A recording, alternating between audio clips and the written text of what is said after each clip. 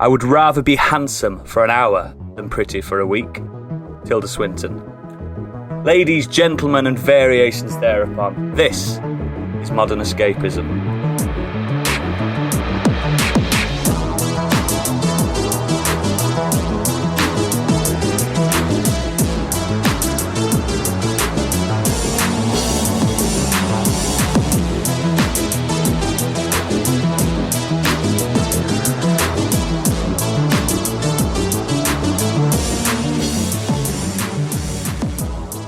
Hello and welcome to this celebratory episode of the podcast. My name is Oodles and today I am joined by Little Miss Sunshine, it's Gadget.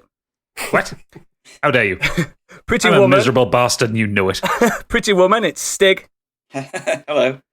The Devil Wears Prada, it's Candy Machine. Hello. Showgirls, it's Biggie. And we have a very special guest on the show this week. Renowned film journalist and author of the book Women vs. Hollywood and the Ultimate Superhero Movie Guide. It's Helen O'Hara. Round of applause. Hey. Hello. Hello, everybody. Before we chat, we've got to do some corporate shilling, haven't we, Stig? Oh, yes, we do. So if you like what we do, you can get more if you head over to patreon.com/modern escapism. On there, you'll find the 3 different tiers that we do. First up is Modern Escapees. For £5 a month, you can get extended editions of this episode every week, as well as at least one monthly special and every other special that we do. If you are into Dungeons & Dragons, we do a D&D actual play podcast called Do Dragons Dream of Scorched Sheep. The £5 Scorched Sheep tier will get you ad-free early access of that podcast, as well as any artwork, original music, character sheets, and anything we put together for the show. And you can suggest NPC and item names for Gadget to use against us. But if you're feeling flush, £7.50, the Biggie bundle, that gets you everything. And what a deal it is. What a deal it is. Everyone should be getting the Biggie bundle. But we've dragged Helen here and we're just going to get her to do what we do every week. And this part of the podcast is where we just literally chat about what we've been doing this week. And I believe, Stig, you've probably not done the most. So I'm going to start with you. Have you done anything? No, other than I went to London to visit some friends and got very drunk, so my voice is a bit croaky. Mm-hmm. But actually, I'd like to talk about Helen's book, if that's okay. Oh, yes. Look at this. Synergy. That is actually the one thing I did this week was I finished the book, but I cheated a little and got the audio book. Yep, which book is this? The Women vs. Hollywood. Ah. So, yeah, I can't read very fast, so I was just like, there's no chance I'll get to read through this as quick as Gadget can do it. So I'll just listen to Helen tell me the book instead. Yeah. Just be off the bat, just a bit critical about the book first. Now, I just want to say there's a lot of women in it. Yeah, I'm sorry about that. I did express doubts about that to my editor, and she seemed to think it'd be okay, but, you know. Yeah. You shouldn't bury the lead with the title. No, I just want to say, I found it a really great book. It was brilliantly researched, well written, and very sensitive in places, and it was enjoyable to listen to. I've obviously been listening to the Empire podcast for several years now, so I'm used to listening to you every week. But, I'm so sorry for everything. But yeah, it just obviously some of the stories in history were less enjoyable to hear about, unfortunately. Yeah, mind blown, I have to say. Yeah, there's a lot of stuff in there that I didn't know about, to be honest. Obviously. Yep. The fact that the industry seemed to start with prominent women, and came from a lot of women doing producer roles and film roles and even stunt roles and stuff. I loved hearing about the stunt roles. It sounded like they had such an absolute blast. Me too. I mean, honestly, I sort of knew the very broad outlines of the silent era and even some parts of the early studio era because I've got a sort of good film knowledge, but it's kind of generalist and all over the place and just depends on which bios I've picked up over the years and whatever else. So So actually focusing down and doing that research was eye-opening for me as well. And yeah, the stunt women in those action serials in the 1910s, literally 100 and more years ago, were just unbelievable. They were jumping off and onto trains and taking rope ladders out of hot air balloons and, fighting wild animals. And it's just amazing stuff. Absolutely amazing. Yeah. I'm sure with literally no health and safety guidelines. Oh, no. That's what I was going to mention, Less than none, yeah. Tom Cruise, eat your heart out. Yeah. But yeah, obviously, if you not to spoil too much of the book for people who are going to listen to it, obviously once the money men realised, actually, we could make some money off of this, it kind of became a male-centric boys' club. Yeah, the ownership of the studios had over the stars. Yeah. It was kind of referred to as, like you say, again, in general knowledge, but until you have someone dive into it, and the things that you covered just absolutely blew my mind about, preventing them from having relationships, abortions, just the whole, just this image thing that you obviously still It's hear pushed about under the way rug, now. isn't it? That's the thing. It's horrible to see. I have to say that's the section that stuck with me the most as well. Just absolutely. I mean, we shouldn't be shocked because you do hear about it, but just to hear the extremes to which it went, just sickening.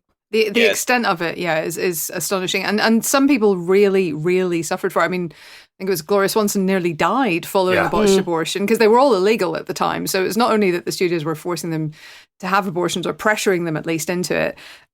It was super illegal. So it was all under the carpet, under the rug, and no kind of safety measures whatsoever. It was horrific stories. And it was all because of these morality clauses in the Stars contracts that they had to keep hold to in order to keep their careers going, because the studios were so terrified that the government would come in and censor them all, basically. Mad stuff.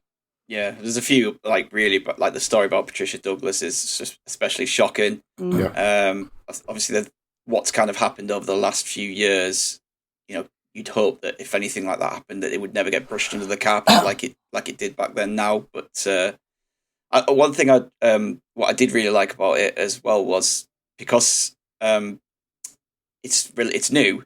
You've touched on a lot of things from the last few years as well. Yeah. So sometimes with these books, it's just about the history of Hollywood, but you've actually talked about what's going on now, pretty much well up to the end of last year, really. Yeah, pretty much. And I think there was a couple of tiny things we even have changed now for the paperback coming out next year. So it'll be as up to date as we can make it. But that was kind of important to me because I wanted to my pitch for the book was basically to kind of understand why we're in the situation we're in, why we're in the situation where, in a very good year, 12% of the top directors are women. In a really good year. Wow. And usually it's between 4 and 8%. It's about the same percentage, it's about 12 to 15% of movie leads are female, because that also is massively male dominated. Composers and cinematographers, even worse. They are about 4 to 6% in a really good year of composers and cinematographers. So why on earth is this? These are not jobs that involve, heavy lifting and growing a beard. Yeah. There's no reason that a lot of women couldn't do them. Except that is the system that we've set up, and that's the kind of mental image we have in our heads of what a director looks like and what a cinematographer looks like and everything else. And until we kind of dismantle that image and dismantle that sort of unconscious bias, I think things won't fully change. And I think, we're in the very, very early stages of trying to begin to do that, really. Yeah. There you go.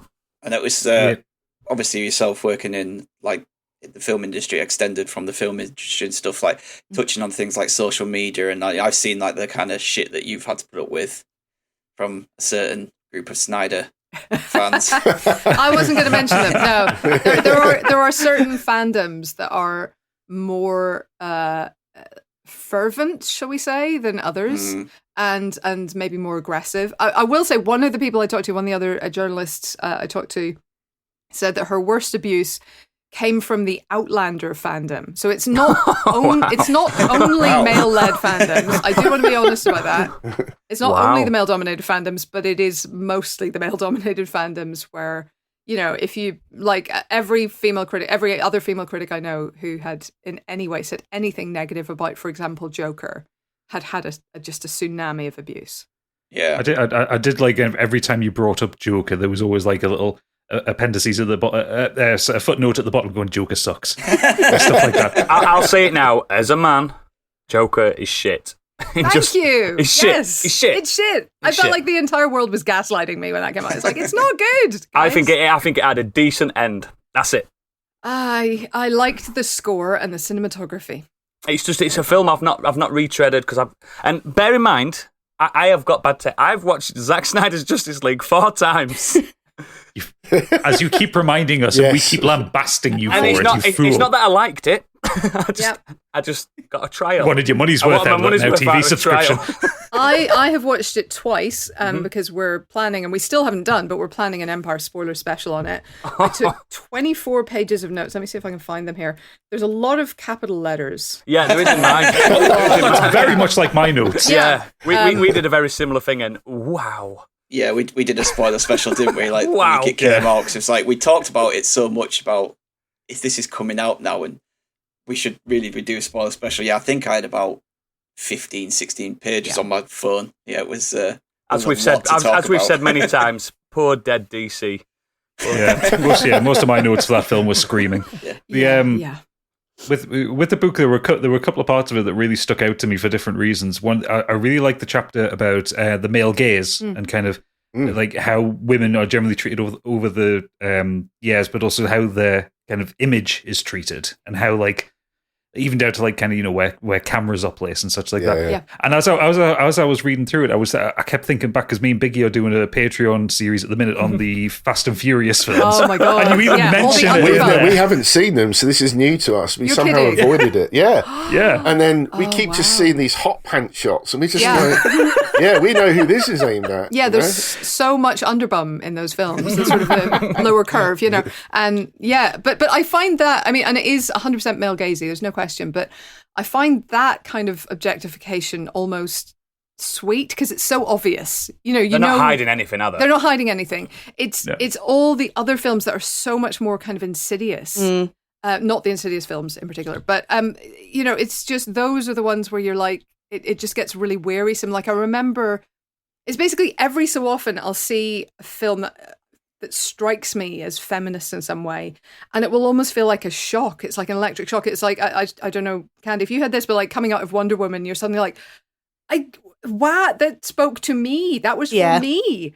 Or Little Women had the same thing, or The Candidate, if you remember that Joan Allen film from 25 years ago. Fantastic film. But like, I wanted to immediately have daughters so I could sit them down and make them watch that movie and go, this is what you're aiming for, girls. This is what you got to do. Not so much with Wonder Woman 1984, though. Not so much. Is it 84? I think it's 84. 84, yeah. Not so That's much the with other thing that that blew me was blew my mind was the Bechdel test that you referred to. The Bechdel test. Bechdel test, yeah.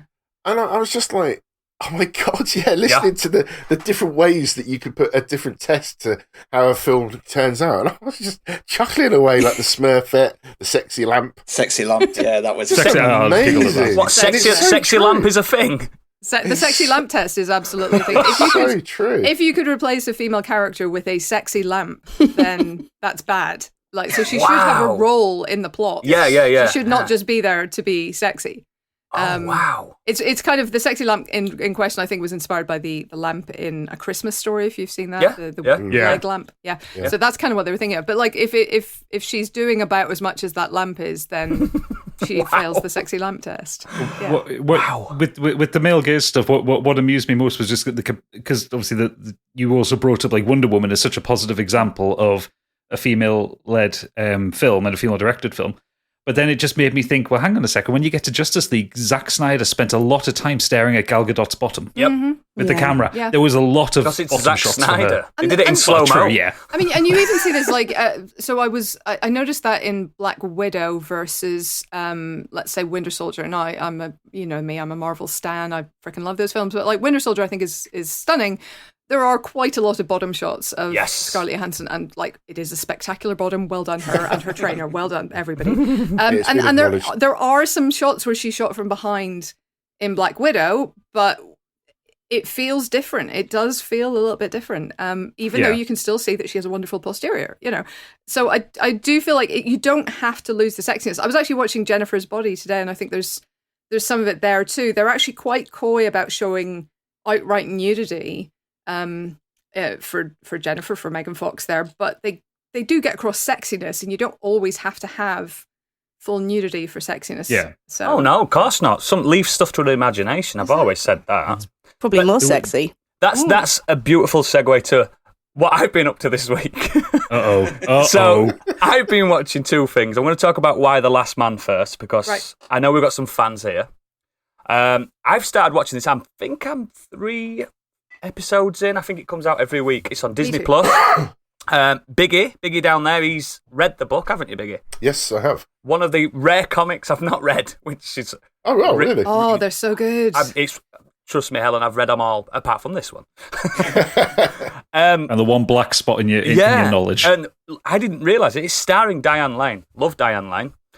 She plays the president. And the show is about, if you don't know, and I believe the book's the same, it's about a gentleman named Yorick and his pet monkey, Ampersand, which is a great name for a monkey, and how he survives being the last cisgendered male on Earth after a mysterious global androcide, meaning all cis men are dead, except for Yorick. So, hilarity ensues. all male animals as well. Yes, all male animals. Yeah. And do you know that first episode, it's quite a slow burn, because you're getting used to characters. They all do it, don't they, these American shows, because there's that many episodes. Slow burn, you get, and then, wow, the ending to the first episode where the actual thing happens, where men start dying, it's harrowing. Yeah, it really, because at first I'm sat there going, oh no, this is another thing I'm not going to continue watching, and then that, boom, whoa, wow, incredible. So, I mean, anybody else seen it? Yeah, I think I'm at the same point you are, and I'm loving it. I love those books. I think there's a real heart to them. I mean, there's the horror of the situation, and there's the horror of the setup. But there's so much heart, and the ending of those comics made me cry. Wow. And not that many comics have ever managed that, but I still, like, every time I've reread it, same thing. So if they can keep that heart. I also like the fact that, weirdly, even though the comics are about literally one man in the world, like, there's only one man on Earth, but let's tell his story. Male gaze, everybody. But I genuinely think that, weirdly, they've amped up the women's roles. He's not the main character, is he? Yeah, he's not the main character so far, and that may change, and he may become more central. Yeah. But right now, he's not the main character, and I think even if he does become more central, I think we'll see Agent 355 also step up. So yeah, I'm loving it so far. I'm super here for it. It's nice to see the trans actors in as well. Yes, which very good. I didn't expect it, and obviously I should. But that was because at first I was like, "There's men there alive," but then it obviously it doesn't even throw it in your face. You just think, "Oh right, I get it now." So yeah, it's just really good, a solid bit of sci-fi. But I'm just hoping it sticks this trajectory that it's going on. But I think it comes out every Friday or something like that. Sounds about right. Yes. Yeah. It could be one for you people that like to binge. Just leave it for a month or so and then just dive straight in. But yeah, really liked it. I'm delighted at the moment because Hollywood is adapting my bookshelf this autumn. And I'm so here for it. So I haven't seen everything obviously so far, but I've seen some of Why the Last Man. I've seen quite a lot now of Foundation. I think I'm a few because I have access to the press site, so I've seen what a bit more of that. Beautiful show that is. What a gorgeous show. It is confusing. We were just talking about it before we came on air. It is a little bit confusing, and they have not in any way softened it. In fact, they've made it more confusing than the book. I was like first. this, scratching my head. Huh? Will it happen? Will it? Because at first I thought, I'm going to get like the Expanse kind of hard sci-fi, but it is kind of as it goes. It is, yeah. It's so Apple are throwing the money at these shows. Wow, the money on that. God, I need to start insane. watching this. Oh, it's I'm super sold on that one. And then coming up, not with us yet, is Wheel of Time, which I'm a super nerdy fan of. I'm rereading. I'm on book 12 at the moment. There are 14 plus a prequel. They're all like this thick. Wow.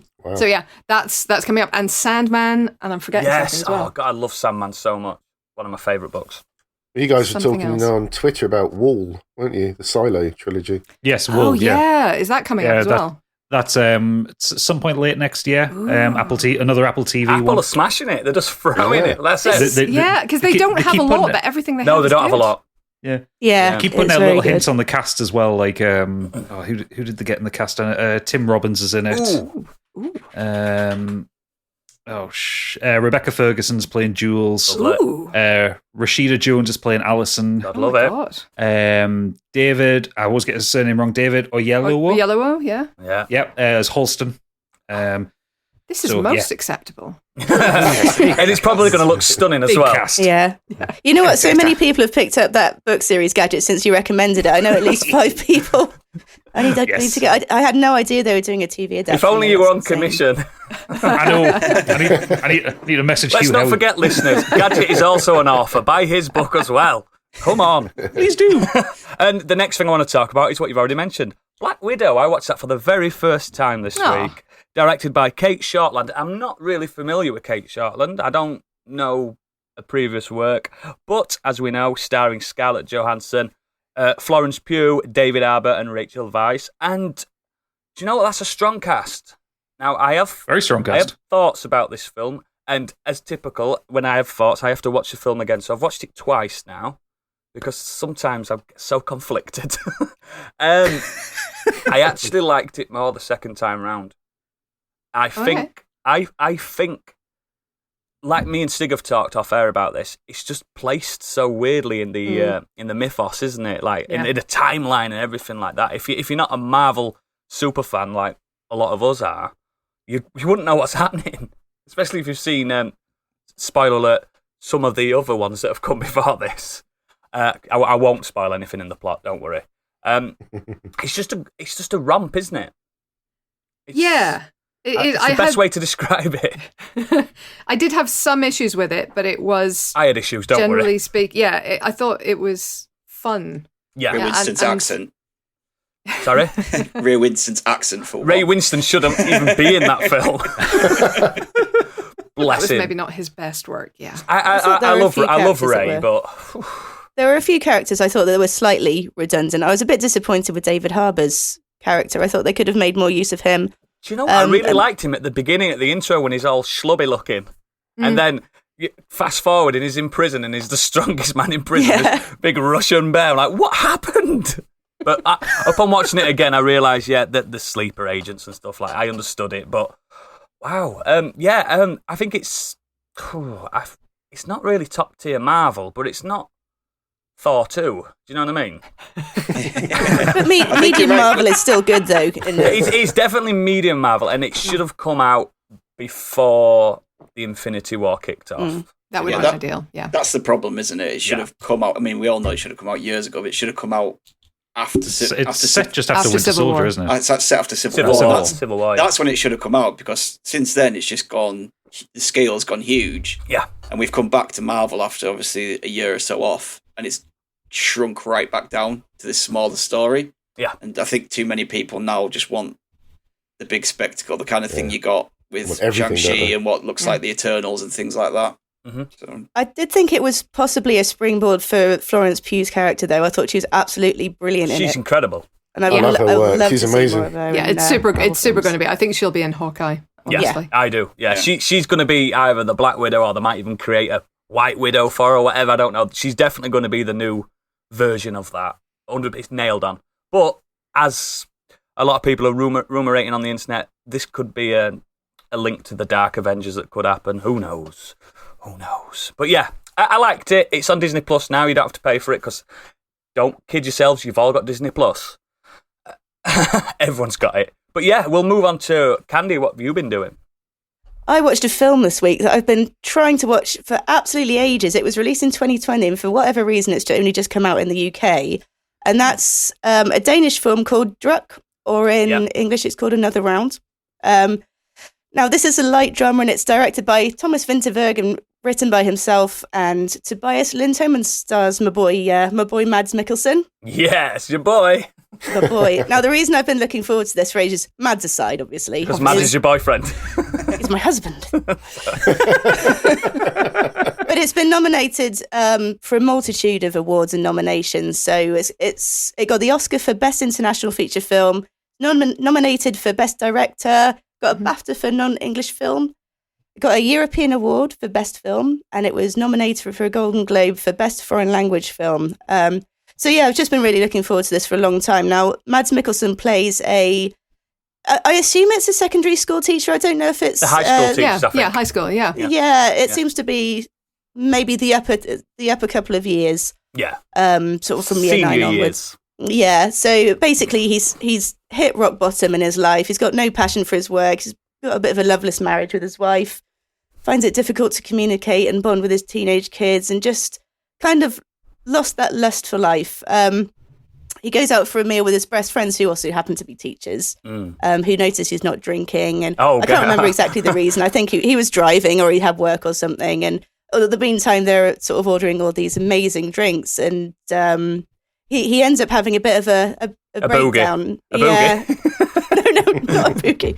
He ends up having a bit of a breakdown, starts crying and just starts explaining how unhappy he is. And this the group of friends were completely non-toxic. They're all really supportive. No one's embarrassed by him crying at all, and sort of talking about his emotions. But anyway, the conversation leads on to, after offering their support and advice, it moves on to talk about a psychiatrist called Finn Skarderud, who's theorized that humans are born with a blood alcohol content deficiency of about 0.05.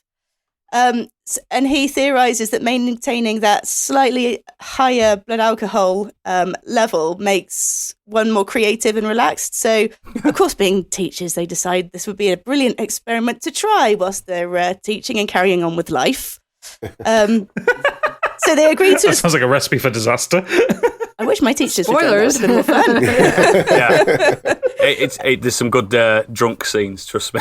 Yeah, so they agreed to their set of rules. And I looked up, and so blood alcohol level for a man that's about 10 stone is about 2 pints of medium strength beer. Mm-hmm. And that's basically how the film's launched. And it's no secret, obviously, that I'm a fan of Mads, and his performance in this is up to his usual standard, I think. It's not the first time he's worked with Vinterberg. He worked with him in The Hunt. I don't know if anyone's seen that, but it's another brilliant film. But obviously, I've seen everything that Mads is in. Don't worry. Yeah, much darker subject matter. Now, while I wouldn't call Druck a comedy per se, it does have a much lighter tone. One thing that did bring me a lot of joy, and there's a slightly odd dance scene. Yes, there is during the film. Now, I knew Mads is a dancer, and he that was his training. You can certainly tell that in some of the more action-packed roles he's done, like Doctor Strange. But I'd never seen him actually dance before. And he can move. He's got the moves. I was going to say, he's not done a Ricky Gervais, has he? No. No, it's more of a Christopher Walken weapon of choice. Yes. Oh wow. He's up there. Yeah. They've actually clipped that scene on the internet now, and they've put that weapon of choice into it. So that's a thing that's around now. But yeah, it's so good, such a good film. Yeah, I was really glad that I got to see it finally after waiting for what seems like forever. Really good. Really enjoyed it.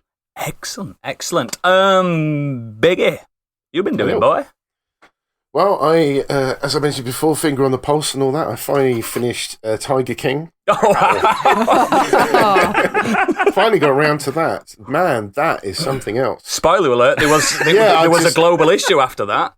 I was talking to my wife about it earlier today, and I was just like, the thing that blows my mind about that is that no one would write that as a plot of some description. It's so insane. Well, the film isn't coming. It was meant to be, wasn't it? Wasn't it Nicolas Cage? Nicolas Cage, yeah. Part of it. He'd do anything for a few quid, Nick Cage. Just, what a story. Just mine. I still am processing it now, really, about everything that happened in that series. Such a weird. I mean, America is America, but wow, that was just something else. So do you get all the memes now that happened last year? Yeah, I kind of, you couldn't escape it when it happened. I got all that, but it was just kind of wondering what it all meant, and now I totally understand it even more. But I was happy to try and avoid spoilers as best as I could. I mean, yeah, even then, seeing it, you still don't fully understand the full insanity of it. No, it's like I said to Gadget last week, I think it's terrible, but you've got to watch it. Yes. It's like watching a car crash. Hated it. My favourite single moment from that entire series is it's quite late on, and it's when they're talking with the exotic animals salesman, the kind of the one that eventually dobs him in. And you just see him. There's like this establishing shot of him riding on a jet ski. Yep. with a Yes. is a really kind of really large man with a life vest on, wraparound shades, like a failing hairline coming back on a jet ski, and it's just like, why? Yeah, that's real footage. Why? Isn't that the dream? It was one of those moments where when we were watching it, like me and my girlfriend, like we just had to scroll back like 2 or 3 times. We did actually see that. There's not like carbon monoxide in here or anything, is there? Have you guys seen The Jinx? No. Did you see that when it was? It's kind of. I think it was on. I don't even know if it was on Sky here, but it was on HBO in the States. It was a 6-part documentary about this bizarre. It's the most jaw-dropping documentary I've ever seen. And Tiger King came close, but for me, if you can see The Jinx, that's the most jaw-dropping The Jinx, thing. getting that written down. Yeah. That was on the list when I was going through there's Making a Murderer, then I watched The Staircase, and then this other one about some bank robbery that went crazy or something. I can't remember what the name of that one was. This one I would say don't read anything about it before you watch if you can. Don't read anything. I'll definitely check that up. Because every episode I literally would finish and go, what? No. But seriously. It starts off with a dead body with no limbs, and it gets much weirder from there. Oh, sold already. Yeah, it hits Sky over here, so I assume it's probably on Now TV. I've got to get another trial. But to make things a bit more fresh, the one thing I have binge watched this week is Midnight Mass. Me too. Oh, yes. Tell me about this, because I've got that ready to go. Well, yes. The biggest problem about Midnight Mass is you can't really talk about too much about it because it will ruin one of it. them. So what I will say is that the plot basically centres around an isolated island community that experiences supernatural events after the arrival of a mysterious priest who replaces the original Monsignor of the island. But the actual TV series starts with one of the main characters who unfortunately was very drunk, killed somebody in a car crash. He goes to prison for 4 years, and when he comes back out of prison, he's obviously got nothing. I think it's implied that he's sort of like maybe into stocks and shares, something business orientated in New York, and suddenly finds himself with absolutely nothing of the world left. So he goes back home to this isolated community. His family, who are very religious, take him back in. And my God, the topics it covers is just insane. It's about loss, grief. It's about family ties, religion, obviously. Yeah. It's just so many things are covered in this. And I loved it. I thought it was brilliant. There's a nice twist, obviously, that we can't really talk about. But all the actors are in there are absolutely brilliant. They've been picked out really well. I've seen Twitter exploding with Rahul Kohli as the sheriff. Yeah. He's amazing. Because he's a beautiful man, that's why. But I mean, it's created and directed by Mike Flanagan, who also did The Haunting of Hill House. The Not So Great Blythe Manor. I wasn't a big fan of that, but it's still good. And Rahul Kohli was in that as well. I just think this is excellent. Really, really enjoyed it, and a nice play on a very popular theme, which will become clear once you watch it. Love. Yeah. They got that up nicely because my wife wanted to watch it, and I really didn't like Blythe Manor, like to the point where I watched it all apart from the last episode. I just I just tuned out so much. I think everyone's saying this is the best one. I'm not. I'm I sorry. prefer Hill House. I think Hill House is still like an absolute masterpiece. I think Hill House is extraordinary. But this for me is up there. I think it's really good. Ooh, there you go, dear listener. Right, who am I missing? Me. Yes, there you go, catch it. What have you been doing this week, sir? It's not much to report because I've spent most of the week reading Helen's book. Thank you. Last minute cramming. It's all right. Helen spent most of her life writing it. Yeah. It was last minute cramming because I've also been kind of been busy with work and stuff this week, so I ended up reading 219 pages today. Wow. See what I mean about him being able to read fast? I'd still be here, like going through it now, just trying to pick out bits to talk about. Chapter 1. But so a handful of things I have been doing. I've been catching up on season 2 of Star Trek Lower Decks on Amazon. Love it. Yes. Which is so funny, and they've just amped up the insanity from from the first season. There's far more references. That they've got guest appearances from like him who played Tom Paris in Voyager. The Borg Queen Alice Krieg is in it. It's so funny. And I think there's 2 episodes. They've just put out episode 9, and then episode 10 will be next week. So there's 2 episodes left for me to watch. Can I just quickly say, because he mentioned it again on this week's podcast, James, talking about how he refuses to watch Lower Decks. I know. He needs to. Yeah. What's wrong with him? He doesn't like adult animation. No. Yeah, because Family Guy is not bad. Or comedy, yeah, in fairness. He also doesn't like comedy, or fun, or joy. I like him already. I still think it's one of the best adaptations of Star Trek outside of like the 90s Star Trek. This is what I've been telling him. I've been like, it's really, really in touch with Star Trek's core values, but it's hilarious about it. So yeah, it's hilarious, but it's progressive. Like you get a lot of things about like character sexualities and stuff like that, which I really like. Beckett Mariner is such a really good leading character. And Boimler is a great foil to her. Which I mean, it's the voice actor's just playing the same role as he plays in the Boys, isn't he? Yeah, and he's just. I mean, his scenes on Riker's ship are some of the funniest things I've ever seen in Star Trek ever. Just amazing. How they play with Riker's character as well, like. The ship's going through some catastrophic battle, and he just gets up into something. There's too much bass in this jazz. We need some more toms. Like, what does that even mean? It's so funny, but it is absolutely something Riker would say. I love it. It's so funny. So good for me because, like, was it last year I watched all of Star Trek? Yeah, for the first time in my life, I watched all of. It was last year, wasn't it? Yeah. Wow. Yeah. During lockdown, I just did all of, including the original series. I did all of Star Trek, and to me, then I watched Lower Decks. I'm like, oh, I get all. This is incredible. This is really good. But the moment you got to Enterprise and brought up the theme tune. Yeah, I stopped watching Enterprise. I didn't watch it. I couldn't watch it. It was terrible.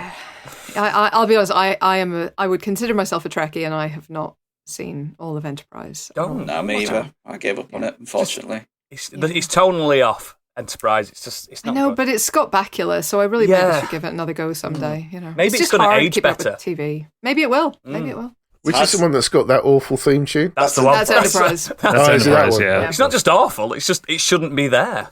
It would be a perfectly good theme tune for a drama about small town America. Yes, it would. Yeah. It's so weird, so random that. There's and before I move on, just one of the things I loved most about Lower Decks is actually specifically my girlfriend's reaction to it. So she loves Next Generation. It was like something that she used to watch with her dad when she was a kid, and she loved the episode Darmok, which is the only episode of Star Trek ever to feature the Temerians, who speak entirely in allegory and metaphor. Yes. And in Lower Decks, they bring in a new security officer who is a Darmok and speaks in that language, and at the very end of the episode he just says "Shaka when the walls fell" in like a really jokey end of cartoon way, and my girlfriend, like Nelly, like she just like screeched in happiness because that is such a surreal character trait and it's wonderful. But the main thing I want to talk about is and I'm not going to go into spoilers for it, but I finished Deathloop this week. Deathloop. Finally managed to finish Deathloop. It's so fucking good. So good. As soon as you texted me, I turned it straight back on. I was like, I need to get back to it. I'm sorry, Death Stranding. It's Deathloop time. I do have a couple of criticisms with it, so I don't think it's going to bother Monster Hunter Rise as my game of the year. Okay. But it's up there. It's right up there. Mostly my criticisms revolve around the fact that I kind of, for all that there's all this freedom in the levels, I think from what I can see, there's only one solution for the final loop. And that kind of, it doesn't annoy me so much, but I think it's a little bit of a letdown when you're given all this freedom so early on, and for the majority of the game, to go through the levels in whatever order you want, do all the story beats in whatever order you want, to have a set way to do the ending. And I think also by that point, you're very tooled up, and it's actually a bit too easy. It needs to be a bit harder for that final loop. But other than that, it's absolutely brilliant, and I actually love the ending. The ending is one of those. It's one of those games where the ending is quite a short, sharp one. Oh, rather than like 15 different endings. Yeah, it's not a Kojima game. You're not getting a Death Stranding 2-hour ending here. Okay. But I really like the ending I got because it's one of those games. Again, at the very end, it offers you a choice, and the choice I made, I was very satisfied with. I think it is probably Arcane's best game. I think Dishonored 2 was technically, from a technical perspective, a lot better in terms of like the amount of things that you can do with it and the amount of ways to play with the game. But this is like a more accessible, more refined version of that, and I think it is absolutely brilliant. Those kind of little niggly misgivings aside, and I only bring those up because it's such a good game. Like You've got to be critical, haven't you? You've got to be. Yeah. Like it's such a good game. They are tiny concerns because I enjoyed it from start to finish. There was not a point of the game I didn't enjoy. Cool. I love Prey, so you think it's way above that by the sounds of it? Yeah. It's way above that. I think there's a lot less backtracking than in Prey, and I think Prey's world makes a lot more sense than Black Reef Island. Black Reef Island's just insane, but it's they let you enjoy the insanity. Like, it's more of a sandbox to play in than Talos one was in Prey. Yeah, that's fair enough. But I think Prey's aesthetic was better. Like, I like the kind of Art Deco sci-fi in space floating around kind of thing. But I do think Deathloop is a better game for it. Excellent. Well, I do look forward to borrowing it from you. Yes, I shall bring it down to you so you don't have to spend £70. I'm not doing it. But yes, I can't wait. Helen, what have you been doing this week? I have been quite a few things, actually, because I've been quite lazy this week and haven't done very much work. So I've been catching up on stuff. So I've been rereading, technically, Wheel of Time ahead of that, starting in November. I'm up to book 12. I have been catching up on some stuff that I had missed when it came out. So Midnight Mass, for example. Not Tiger King. No, I saw that way back when everybody else watched it. Everyone in the world. I was busy watching other things. Sorry, Big S still haven't watched it. It's fine. I did watch Lego Star Wars Terrifying Tales yesterday. Yes, my kids did. I was kind of hoping for more, I'll be honest, because Lego Star Wars Christmas Special, and the Lego is so important in that sentence, was brilliant. It is really good. It was really funny, and the Terrifying Tales was fine, I thought, so it was a bit of a letdown. And otherwise, I went to the cinema and I saw some stuff, but I'm not sure I'm allowed to. Oh yes, don't get in trouble on our account, please. No, I don't want to break any embargoes. I think I'm definitely, the embargo is up for Dune now, so I can say I've seen Is that it twice good? And I fucking love it. Yes, yes. Stig, we need to book tickets. I'm making a special trip for an hour away to go see it on an IMAX. Like, just full disclosure, like, I was on set. It turned out I've got new bookshelves behind me, which you guys can see and listeners cannot. But when I was putting all my books, sorting everything out and putting them on the shelves, it turns out I have 3 copies of Dune, not 2. I thought I've got 2, ebook. And I've got the audio book as well. It's one of the the whole Dune collection is the only thing I've actually paid money for audio books, because the others, with your subscription on Audible, I just get the tokens. But this is the ones that I've actually put like physical cash. Actually, you've got a special Dune gift, haven't you? Oh yeah. We Helen, we did a Secret Santa last year on the podcast, and it was like live openings of gifts. And for some reason, because I'd gotten a couple of the people on the podcast to read Dune, expecting that the film was going to come out when it was originally supposed to last year. Sure. Yep. And for some reason, one of this collective, who will remain nameless, got me a little canvas of Sting from the original Dune film. Oh. Topless Sting. So topless Sting in his nappy. Yeah, standing like that with his hands on his hips. Nappy wearing Sting. Wow. That was what a special gift. Very special. That was the look on his face. You had a lot to say about that film, didn't you, Idles? When you watched it for the first time last year. I did a lot of the firsts last year. You were bored. It was lockdown. It was fine. Yeah, it was a big year for me. But yeah, that original. That's not a good film, is it?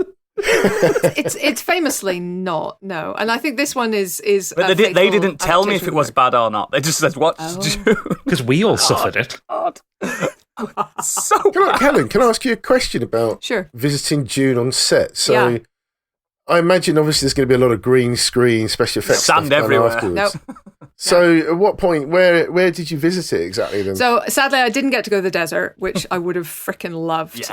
But no, I got to go to Budapest, which is where they had built their set. So they basically, all the stuff, when you say all the stuff in the desert is just in the desert. There's really no set there.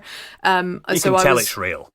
You genuinely can. It looks incredible. But I was on the sets that they built in Origo Studios outside Budapest, and they were. I mean, I've been on big films. I've been on, Wonder Woman and several Marvel films, and Harry Potter's and all the rest. These are the biggest sets I think I've ever been on. They were like probably 300 meters long. There was very little green screen, maybe up over the sort of 30-foot point. They would have some green screen so they could extend upwards.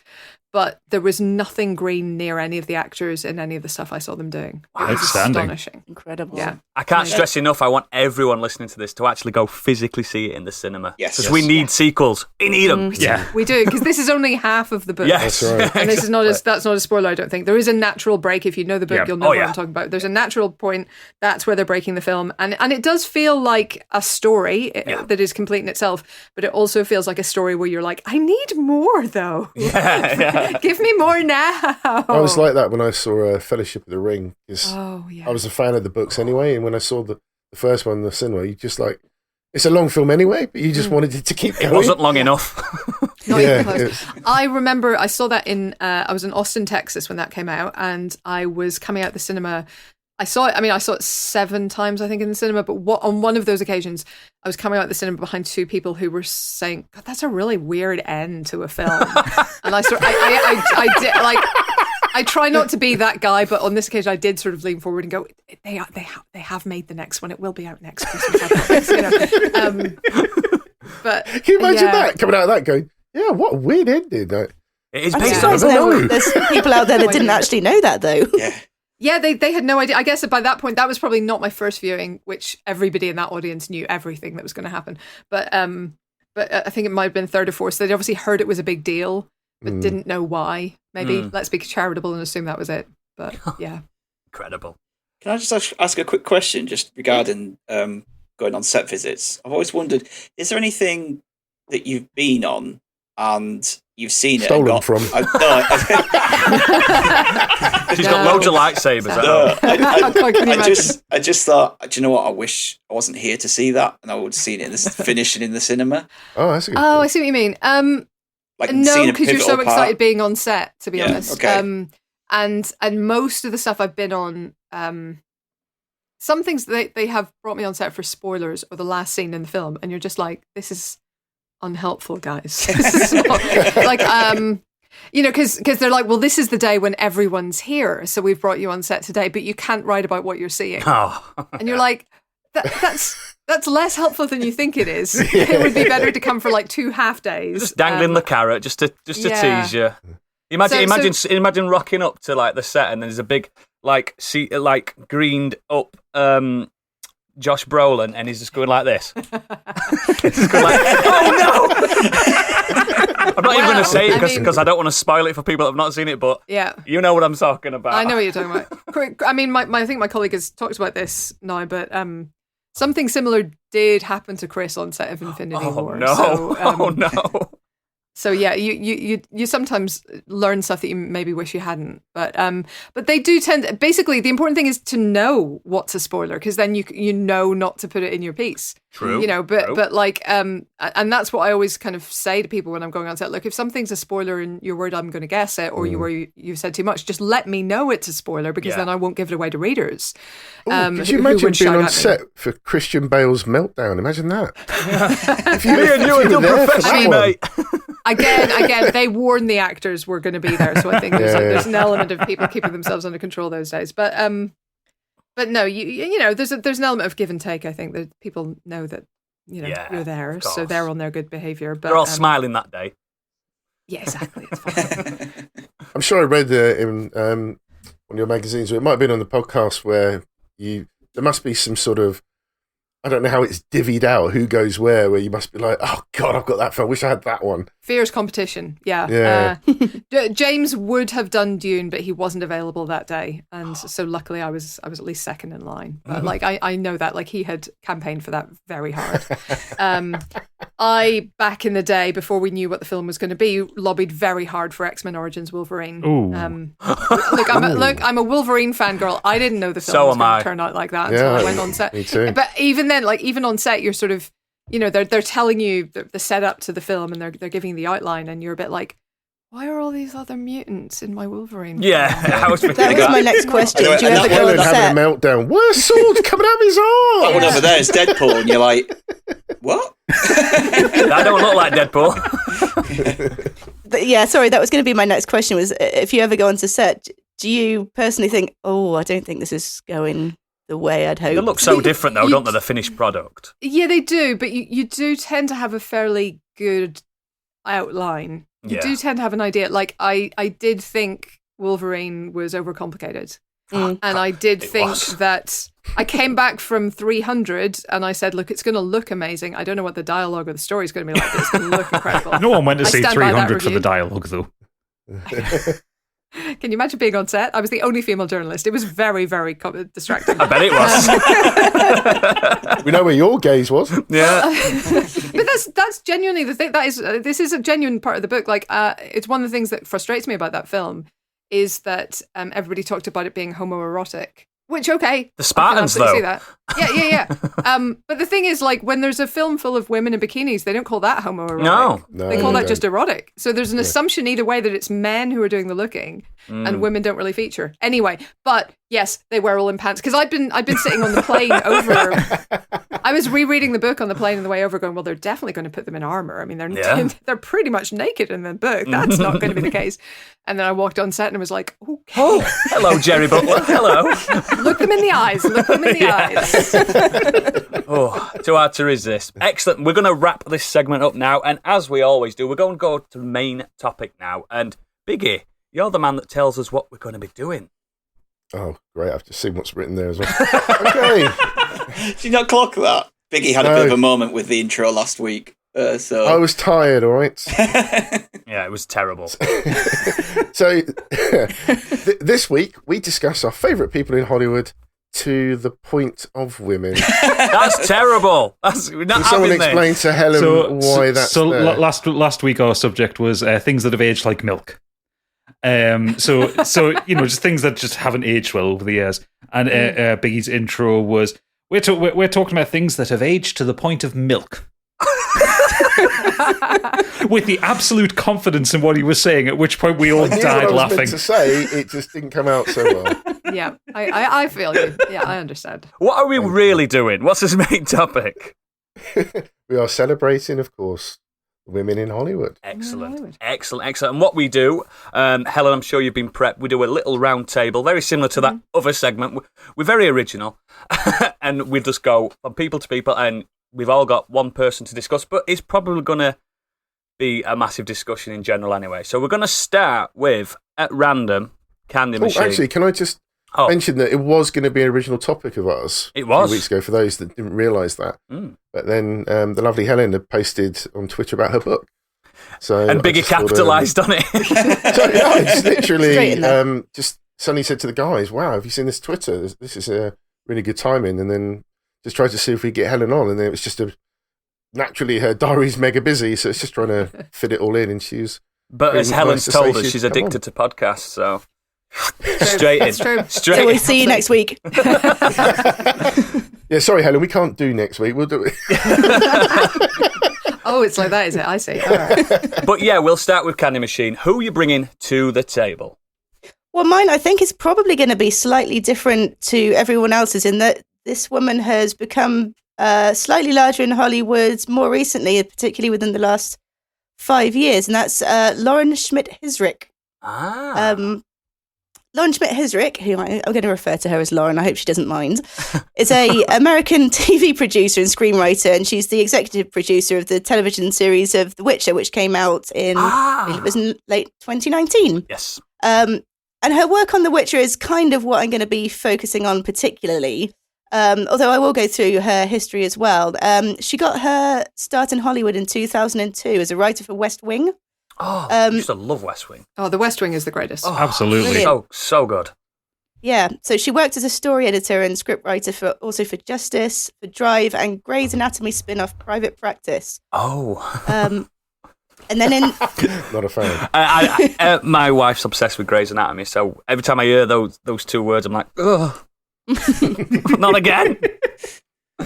So in 2016, she became involved in the Marvel series Daredevil. And then in 2019, she worked as a writer and executive producer on Netflix's Umbrella Academy. Oh, that's so good. Which ended up being the third most popular on the streaming site for the year. And now the reason I wanted to go through the history, obviously, apart from being an incredible backlog of work that she's done, she's not afraid of taking on what might be considered male-based projects. That's what I just realised, Daredevil, West Wing. Proper male power fantasy things as well. Well, and nothing could be more evident, really, than taking on the role of executive producer on the popular book and possibly even more popular game series, The Witcher. Yeah. Now, when she was approached to adapt the Witcher books to screen, she herself wasn't even sure she was the right person for the job, having never really done a fantasy series before.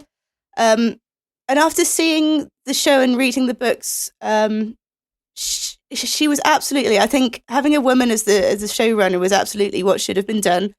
There's so many strong women within the story. Oh, God, yeah. It would be an absolute disservice to them to have somebody writing what they think it's like being a female. And Gadget, you've raised that point before. I think you brought it up when we were talking about Artemis by Andy Weir. Yeah. And you found it obvious that it was a man trying to write what he thought it might be like being a woman. Yeah. There are. I wouldn't even dare attempt that. It must be so easy being a woman. There are some male authors who are very capable of writing in a woman's voice. Two of my lead characters in my book were women, and I tried to write them Here he goes, what I thought look. would be authentically. But it's really difficult. Like, I had to rewrite those characters several times to get it to a point where I wasn't offending It must be anyone who read scary, it. though. It's it must be such a terrifying. scary thing. It's I've absolutely said to terrifying. you that my favourite character in your book is the president. Yeah, Anna. Is Anna. Like, so...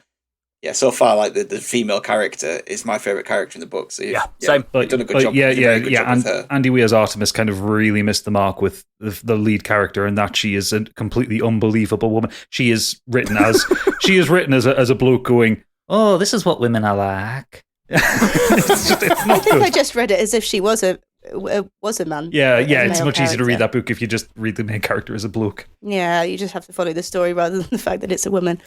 So going back to The Witcher. So, for example, in the series, on the first series alone, you have Ciri, you have Calanthe the Lioness, Renfrey, aka Shrike. You got Yennefer and Triss as well. And what I love about the way she's produced it is that she's allowed these characters to be fully fleshed out women, rather than just women that are closely linked to Geralt. For example, in the books, Yennefer didn't actually have a huge backstory. Nope. It resulted in fans. I think it was just the Last Wish she mainly appeared in, isn't it? In the books. She was. I mean, Long lost girlfriend type thing. Yeah, it resulted in some fans, I think, finding it difficult to connect with her from the books, since she was always portrayed as being somewhat aloof. And in the TV series, Lauren not only gave her a past that made it gave it a slightly more nuanced, but also a story that progressed feminism in fantasy. I think she was incredible. Really seen. Yeah, I think she's absolutely incredible in it. I think one really good thing that she did with the adaptation of, because I wasn't sure on the actor's performance as Yennefer. I loved it. Yeah, I'm the same. I loved it. But I like the character. And what I really liked about how the character was written is that, because in the games, Yennefer is very much an extension of Geralt. Yes. And sort of in the books as well, with the backstory, she doesn't meet Geralt until 2/3 of the way through the series. Like, she has her own story before she meets Geralt. And I much prefer that, because she has her own motivations, where she doesn't in the games. It's just orbiting around Geralt in some strange way. You would orbit round him, though. I would. I know you would. Geralt of Rivia. Get back under your bridge, you little goblin. Well, it would be so easy for somebody to write a story that is completely Geralt focused, and I'm sure a lot of fans would like that as well. But to actually fully flesh out these characters around him is probably a fairly brave step, especially considering some of the hardcore Witcher fandom. And like you mentioned, Helen, some fandoms are slightly more aggressive than others, and I think possibly a gaming fandom might be one of the more aggressive ones. Yes, well, I mean, Gamergate and so on. Yes. And also, I think it's a credit to, she must have kind of laid that out pretty early for Henry Cavill, for example, because he's by far the biggest name in the show. It's not close. And so, to an extent, he would have had to buy into that idea, and he would have had to be sold on, it being clear that it's not quite a co-lead. He's definitely the lead of the show, but this is a very significant chunk of time with other characters. Yeah. Yennefer gets nearly a full 2 episodes to herself. Yeah. So it's massive, that. Obviously they have to put Cavill in for 5 minutes in each episode. It turns up. Yes, we demanded it. Yes, correct. Yeah, exactly. But she's actually been quoted as saying, I think for me, I just understand where Yennefer came from. Part of her strength is her coldness.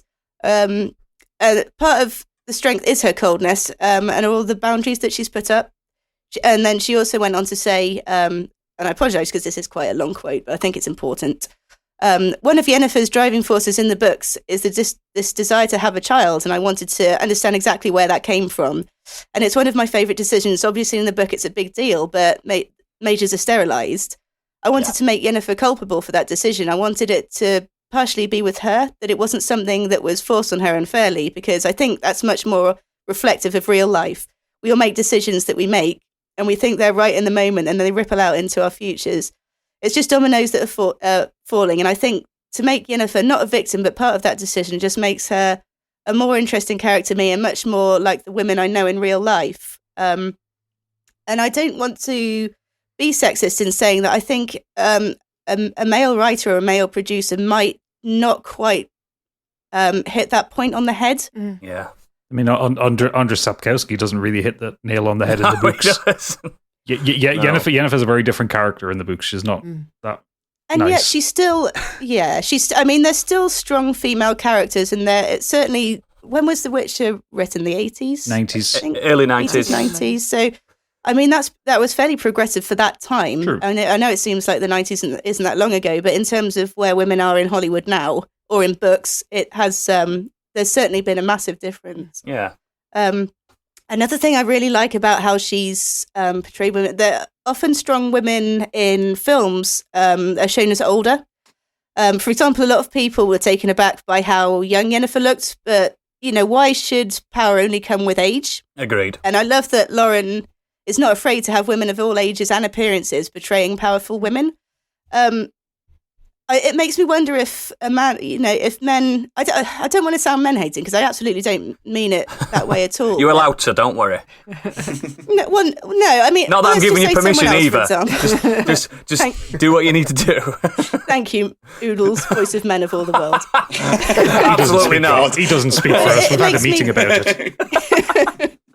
It makes me wonder if another director or another producer would only cast a stronger action-focused woman as older or sort of more beaten up or masculine looking, because if their face has got injured in battle, it wouldn't matter. Do people kind of see it that way? She's tough looking anyway, she's seen battle. Doesn't matter if she gets a hilt to the face.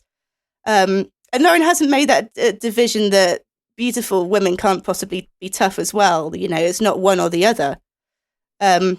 And as I mentioned before, of course, when researching this, the ugly side of Reddit raised its head. Oh, yeah. You don't go to Reddit. I fell down the Reddit hole. Oh. I was researching. I had to find all angles, unfortunately. But, how dare a woman take on a series based in part on a computer game? Women don't play computer games. She won't understand it. But I think she understands perfectly fucking well, and even more so than some of the early entries of the games. For example, in the first game, it had a particularly heinous mechanic of gamifying sleeping with women by letting Geralt collect sex cards of the women that he'd conquered. No. Yeah. It were virtual notches on the bedpost, but in Pokemon-style trading cards of women. No. Oh, yeah. Jesus. Yeah. Oh, I do not like it. With nipples. Yep, that was in 2007. And the thing is, the graphics in the game were blocky. They weren't great. Crap. But the artwork on those cards was possibly the most meticulous in the game. Of course, They were like it was. Renaissance art. It was incredible. Some men really told on themselves with that stuff. It's always been an interesting. I mean, I genuinely, maybe they have been written. I haven't read them, but I do think there are theses to be written on boobs in video games. They're everywhere. That's the title of your next book. Blockiness should be hilarious. Except I don't know anything about games, so I'm not the person to write it. But But the blockiness of those early kind of Tomb Raider. But at the same time, there was enough curve to get everybody excited. So, how much curve is the minimum degree of curve? And games companies have often said that women are harder. Their excuse has been that female characters are harder to design, and the mechanics are harder. How do the breasts move? There's no way to know. Oh God! How could we research this topic? Yeah. I mean, then you get companies like Koei Tecmo with Dead or Alive. Who have teams? They have development teams dedicated to the breast physics. Teams, didn't they? Yeah, bounce teams. Yeah. And if you created your own character, the older they got, the bigger the boobs got. Yeah. Is that how those? I don't think that's how those work. I don't think it is either. I'm not a scientist. Unfortunately, that's how mine has worked.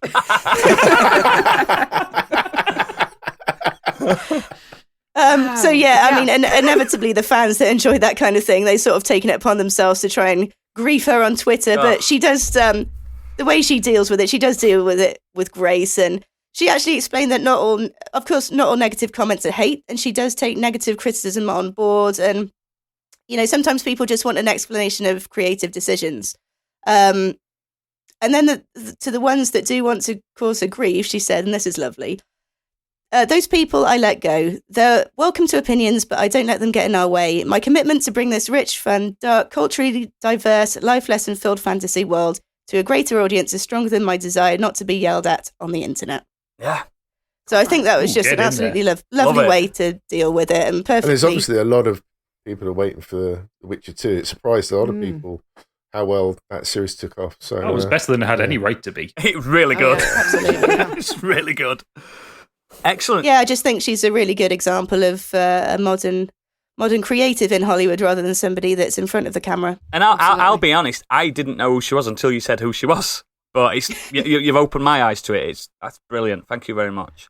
But yeah, and it's good. It's good to see Netflix hiring showrunners like that and giving them power and giving them, the room to maneuver. I think that they've always given men. So with straight, white, cis, able-bodied, etc. Yes, it's funny you should mention that actually, because it got me thinking when I was researching it. I wonder how many female game directors there are, and I know games aren't necessarily your cup of tea, Helen, but it was.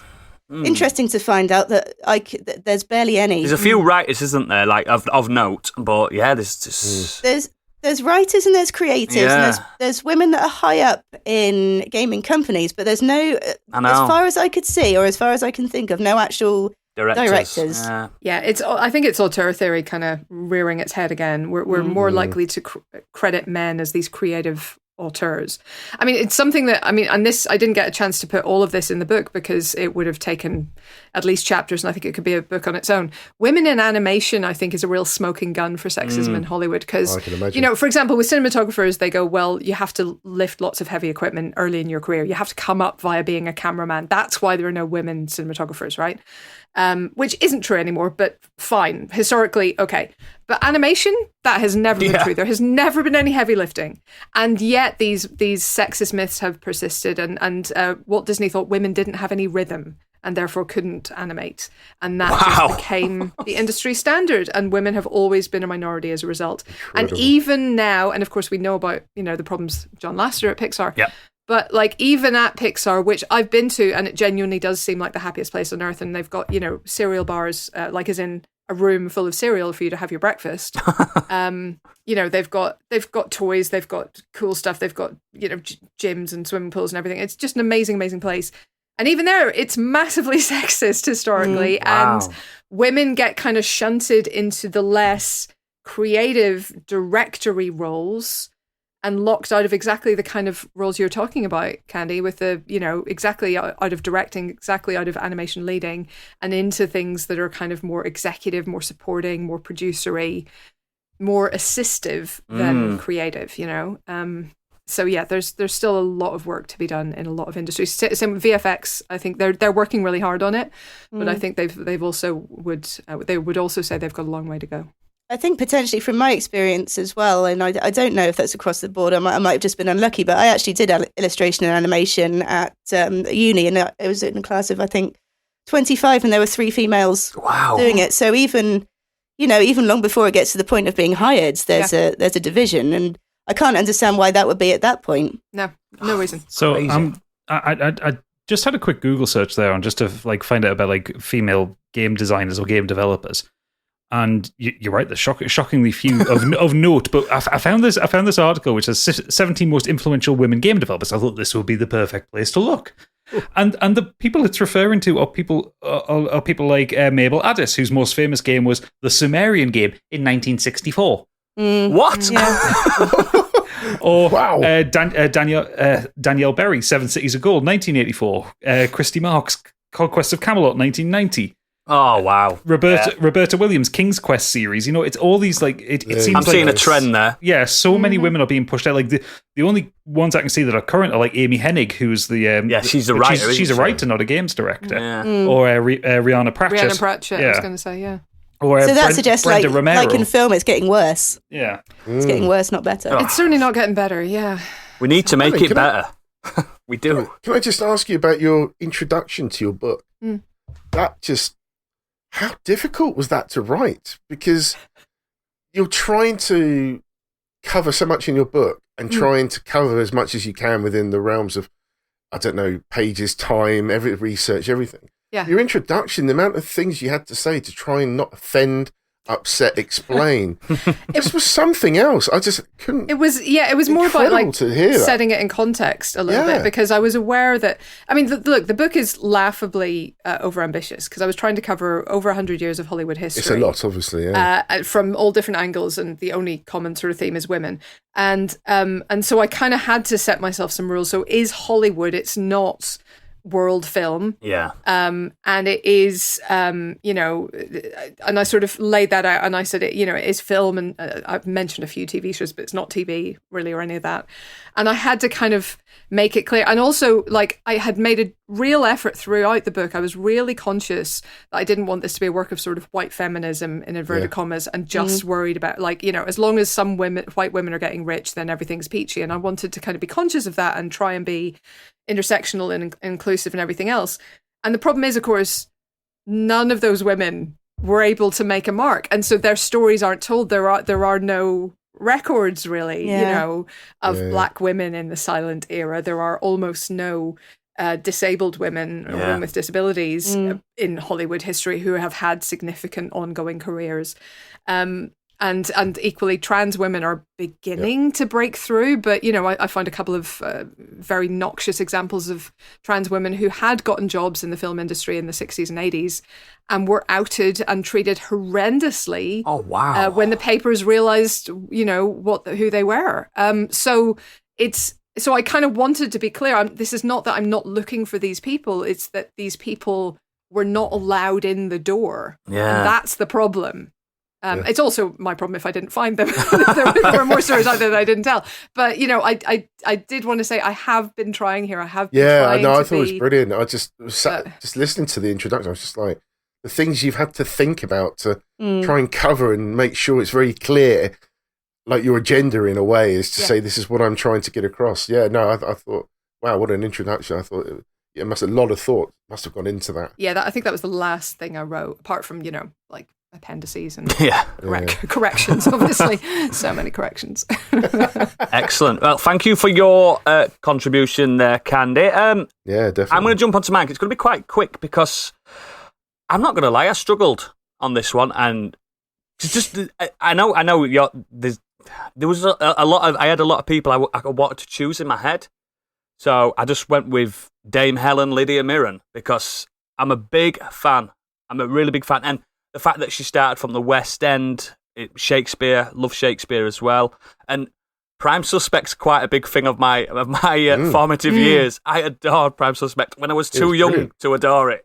So I didn't understand half of it. Do you know, like, it's when you're young, like, I think I was just bordering on teenage years when I was starting to watch it. And you don't understand it, but you will still appreciate really good work. That's what it was for me as a kid. I'm like, she is brilliant. And now the thing is with Helen Mirren, she has done some really bad films, but who hasn't? Do you know what I mean? But I was going to say, when you've had a career that long, you're going to do the old duffer. Yeah, because just for your reference, Gadget and Biggie, she does turn up in the Fast series. Oh yes, she does. For God's sake! No, I like her in it. Looking incredible. She's amazing. Oh yeah, she looks incredible. What I do like I said, she started in the West End and she's worked her way up. She the accolade. She's the only person to achieve the triple crown of acting in both the US and the UK. Now, if you don't know what that is, that's winning Academy Award, a British Academy Film Award, and a Tony Award. That's and an Emmy. And an Emmy, yeah. In the US, and it's just, a BAFTA, yeah. It's just wild, isn't it? It's like that we've all seen The Queen. That is such a sensational film. I've got a few. I've got a thing here. I've got Dean Hardscrabble in Monsters University. I love her in that. I don't know if you've seen that film. But I think she's my favourite character in it. I know it sounds stupid. And unironically, I loved her as Hobson in Arthur. I didn't like Arthur that much, but I loved her in it. So the Arthur remake with Russell Brand. Yeah, but yeah, I just think she's just such a powerhouse. Like, you may have met her, Helen, yourself, but I have. I wouldn't be able to talk to her. To me, she is the queen. I was extremely nervous. Yeah. So I was doing a big interview with her for Empire.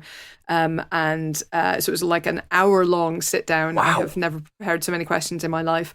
And yeah, I had like ironed my shirt twice and polished my shoes 3 times, and you name it, I was prepared. But yeah, she's delightful. She's absolutely lovely. I actually asked her about the awards thing. I spoke to her recently about The Duke, which is out next year. Yes. It's one of these COVID delayed films. It's delightful when that comes out. Really recommend it. But I talked to her about that, and I said, you just need a Grammy to complete the EGOT, wow, yes. the Emmy, Grammy, Oscar, Tony. And so, how's that looking? And she goes, I can't rap. I could see her rapping. I could see there it. is a spoken word category, so Yeah. I really think she's in with a shot there if she chooses to Let's go not for it, so forget fingers that Christopher Lee was in a metal band. crossed. Let's Exactly. never forget that. A terrible metal band. Just get on like a fast soundtrack somewhere and just have it do Yeah. part of like Oh my God, a song. Yeah. I really do like her in the Fast Hobbs and Shaw as well. I think she's one of the strongest people on there. Oh, God. Honestly, Gadget, I know you're not seeing it, but she's such a powerhouse in that as well. Everyone's scared of her. Where are you up to at the moment? We've Where just- have We've you watched got? 5. Yeah, we've watched Fast 5. Oh, They did like it. They don't like these films. what? I have How to don't you like Fast Five? Fast Five's Exactly. incredible. It's the Shakespeare of our Well, Helen, time. It is. If you like podcasts, listen to our 2 honestly. I will It have to. It's one of the stupidest things I've ever seen. It's just Yes, That's That's why the it's so film. good. that's so. It's so far through stupid. It Yeah. comes out the other side. It wears its heart on See? its sleeve. It knows what it is, and it just gets even crazier. Trust I'll tell me. you why we don't why like do it. and I'm policemen sure keep committing Gadget- crimes? Yeah, and this is the Because he problem gets because his man. Yeah. the main obviously. characters are rubbish. It's about family, If it was Biggie. delivered with somebody else, saying I think it's you about probably family. would enjoy it. What you got to do is like the fun, especially from Fast Five on, is trying to figure out who's taking it seriously and who Yes. absolutely isn't. And like at one end of the spectrum, like Vin Diesel, super serious. Oh, to like, him, and- it's his like- Citizen Kane, isn't it? Oh, it is absolutely. And then the other end, like The Rock and Tyrese, Yeah, having a good time. just like absolutely having a laugh. It's amazing. I just it's poetry. It's It is. whoever writes these scripts. It's the bit that just keeps sticking Geniuses. out to me from Fast Five is the first scene with The Rock. When he's giving orders to people, and he's talking to people, and some guy comes up to him. He says, "I've got good news and bad news." He says, "Well, everyone knows I like to eat dessert first." And then he said, "And now give me the veggies." I love that. Absolutely amazing. Wait till you see Yeah. Helen Mirren, though. Honestly, she steals Oh. the show. Also, if you're wondering who wrote those movies, I think it was Chris Morgan. I think he's written maybe right. not all, but most. But I really recommend The Onion. Oh. Interviews Chris Morgan in inverted commas right. about Fast Five. Right. Okay. Just Google Onion Chris Morgan Fast Five. Yeah, got ya. It's a piece of art in itself, but not as good as Fast Five, which is, as we said, poetry. It is, like you said, it's Shakespeare of our time. It's the best It's it is the. I think. I know. my favourite one. I'm a big Fast 8 fan. I don't know why. I just. Fast 7 or 5. But 5 is my number 1, and Close Behind is number 7, and then there's a bit of a gap. to everything else. Yeah. Maybe don't listen to our podcast. Yeah, they don't like any of them. They don't I like had to any edit of it, them. and I'm just like, they're just tearing apart stuff that I like here. It's so good. But yeah, I tell you what, Oodles, going back to Prime Suspect, Sorry, yes. I watched Sorry. that a couple of years ago, and it's incredible. And again, it shows in the workplace the struggle that her character had with sexism, male-dominated area, and how she got treated as almost like a subplot. But then it started to rear its head a lot more as the seasons went on. Prime And Suspect's so good. Incredible series. It's so, I believe that I'm not sure if I've seen it in many, but I think there's a big Blu-ray box set of it, and I want it. I caught it on Netflix. It was on there still. Is it? Oh, right. It was when I watched it a couple of years ago. Oh, yeah. If you've not watched it, especially if you're a listener and you're young, watch Prime Suspect. It holds up, kinda. Yes. Kinda. Yeah. Kinda. Yeah, The there's usual some 80s caveats stuff in apply. there. Yeah, some of them drive ladders and stuff like that, and the hair's worse than mine. But other than that, yeah. But I just wanted to I just like Helen Mirren, and I just wanted to say her name on a podcast. Fair enough. I just think she's incredible, and long may she reign as the queen of Hollywood. Now, when I do think of Helen Mirren, I think of that awful interview with Parkinson. Do you remember that one? Yes. Just Yes. Completely sexist the whole way. He essentially introduced her as a slut. Yep. Giving her her he's introduction. notorious. Oh. Yeah, absolutely vile. And, to begin with, the audience were kind of playing along to him. They were tittering at all these remarks. That he was trying to belittle her and trying to get a rise out of her. Yeah, and I never understood why. She just seems so lovely. Well, she's a beautiful woman, and when she was younger, she wasn't afraid of nudity or anything. Yes. But once she starts talking, and once you hear how intelligent she is and how well spoken, and she just had the audience captivated. And every time that Parkinson tried to make a comment, there was just nothing. Like people just listening to her because she just had complete command of the whole room. Yeah, exactly. I just think she's incredible, and I am a big Helen Mirren stan. Big style, and yeah. So we'll move on to Stig. Okay, I'm going to cheat slightly. Uh-oh. So I've gone for European cinema. We said Hollywood. Totally fine. Go on, I had to love. I'll have to. Sorry about the pronunciation. You might have to help me out with this one. Celine Sciamma. Is that how I say her second name? Sciamma, I think. Sciamma, yeah. So she's a French screenwriter and film director. Probably most known now for Portrait of a Lady on Fire. But before that, she directed 3 other feature-length films, as well as being a writer on other films like Being 17 and My Life as a Courgette. She's a common theme with her films is fluidity and gender and sexual identity among girls and women. So she said, obviously, as a gay woman in her 40s, she grew up without the internet and a serious lack of media that focused on LGBTQ stories, that she couldn't find stuff that she could relate to, so she's created her own. And her work's brilliant. I think it's she's a proper gifted author, and she kind of films enough sparse dialogue, but they're tender and empathetic. And her directorial debut was a story she wrote when she was in film school, kind of mirrored aspects of her life as a teenager. So it's a 2007 film called Water Lilies. I'm probably just going to go through her films here because she's only directed 4 films, with her 5th film coming out later this year. So Water Lilies is a coming-of-age film that tells the story of a teenage girl who falls in love with one of the girls in a local synchronized swimming team. And it kind of deals with the relationship she also has with her best friend, who has this infatuation with one of the boys from the swimming team. So there's a lot of awkwardness, teenage crush kind of stuff going on. But Sciamma and the 2 leads, they capture the uncertainty of teenage sexuality with sympathetic eye in this delicate drama, and it's really good. I don't know, her films are they're not aimed at me at all, but I can appreciate just how good the writing is and how good the direction is and stuff. And so a follow-up film, Tomboy, is a film about gender identity. These are all French films. And it's about 2 daughters, 10-year-old Laurie and 6-year-old Jean. Yeah. We'll accept it. Yeah. Who then moved to a neighbourhood during the summer holidays. With her tomboy ways, Laurie is immediately mistaken for a boy by the local kids and passes herself off as Michael. This is the one I haven't seen. I wanted to try and get this watched before today, but I just didn't have time.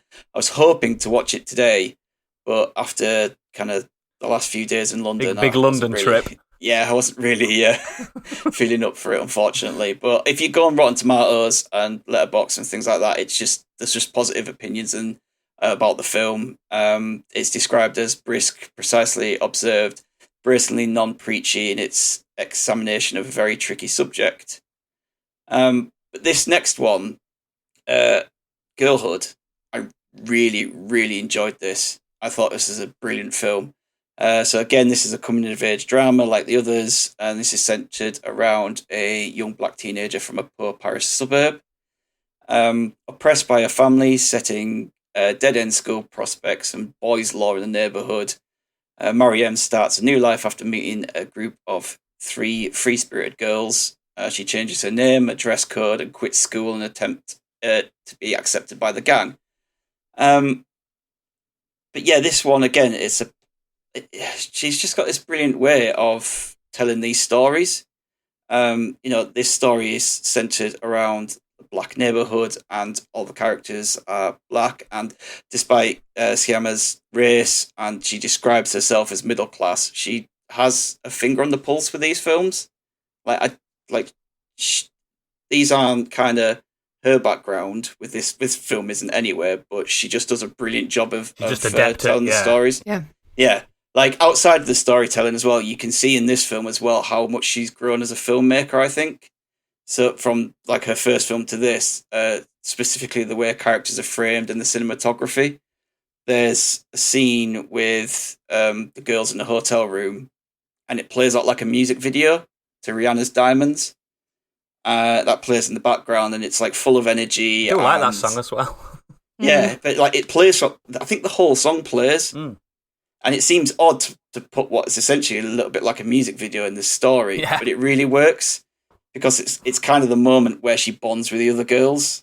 And I also really like the fact that the casting of this film, they actually scouted people from the streets of Paris to like make it more authentic. I think they're similar with the film Rocks did something recently with Bucky Bakri, rather than going to like stage actors and people with more acting, they scruffing them up.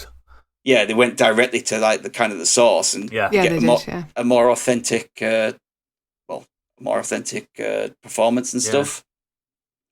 And then there's Portrait of a Lady on Fire, which you've waxed lyrical about this on this podcast. Incredible! It's a masterpiece. It's my favorite film of last year. Yeah.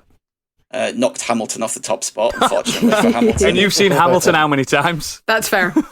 6 or 7. That's your fault, Helen. I'm sorry. No, I'm not sorry. No, don't be sorry. It's incredible. I will actually say, that time I interviewed Helen Mirren for all that time, so I had to fly to New York to interview her. And that's when I went and saw Hamilton.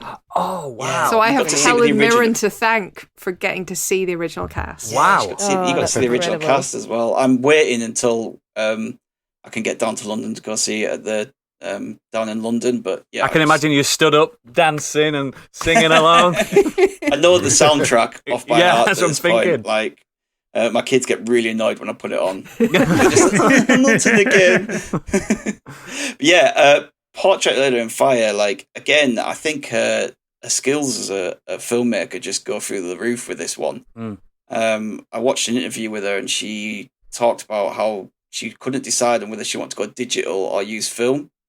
And they went digital in the end, and she said it was the correct decision, and I couldn't agree more because every frame in this film is just stunning. Like I said, I talked about this film about this time last year, was it? Yeah, roughly. That's about right. You got me to watch it anyway. Yeah, I loved it. It's just there's so many shots in this film that look like paintings. Like the film's about it's not all about the painting and stuff, but that's one of the aspects, and that's kind of how she's made the film look as well.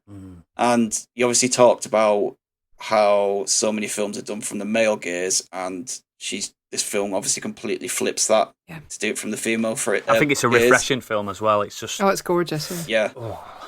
Everyone needs to. I could go on forever about this film, to be honest. So I don't want to take up. You've too done that much before. Time. Yeah, everyone needs to watch this film. I agree. Intense, so good, beautiful, and that last 5 minutes, it's kind of left me breathless. Really, like the ending when it was going on, I was like, this seems to be dragging out a bit, and then it when makes it actually, sense. As it goes on, you're like, oh yeah, okay, and then right at the end, you're just like, get it. Just kicks you in the gut. It's amazing, yeah. And I will say, I saw Petite Maman, her new one recently, and it's like 75 minutes long. It's practically a TV show, and it's superb. It's absolutely beautiful. Couldn't be lovelier. Yeah, I mean, it was actually Terry White because she was praising Portrait of a Lady on Fire so much, and I was like, I'm going to have to watch this. I think Mark Code as well had praised it a load, and I was like, I'm just going to have to watch this. And eventually when I watched it, I was like, it's so good. Like, I love getting these word of mouth little like films that you just wouldn't think, and then you're like, when you're watching it, you're just like mouth agape. I can't believe I wouldn't have watched Portrait of a Girl on Fire ever. It's just not. But Stig just It worked. It worked. So yeah, I think it's brilliant. I think she's brilliant, and like I said, I think she's growing better as she's gone on, like with each film. I'm looking forward to actually getting to see Tomboy when I can. But I will say as well, with her writing, I'm not sure how much she was involved with My Life as a Courgette, but that's a brilliant film. Really, really enjoyed. That's all about identity, as self-identity and things like that as well. It's not, for a film called My Life as a Courgette, you think it's going to be some kind of whimsical show, but it's not. There's a lot of stuff in there about drinking and I think suicide and things like that. But yeah, that's a really great film. But yeah, just want to say one last thing on her. Like I said, none of these films are characters I really identify with, but the sheer like heartfelt and beautiful nature of her films is what stands out to me. And I found She's done her job then, isn't she? Yes, yeah, exactly. I found this review on Letterboxd, which I think sums it up, which I'm going to read. This is about girlhood. And this person says, I'm a black girl, I'm French, I'm from a poor neighbourhood. I never felt as happy to be this girl as when I watched this film. Seeing people that looked like my friends liked me on the big screen as heroines, seeing friendship, love, and most importantly, youth through the faces of black girls, that's something I'll never forget. Wow. Mm-hmm. Oh, you love it.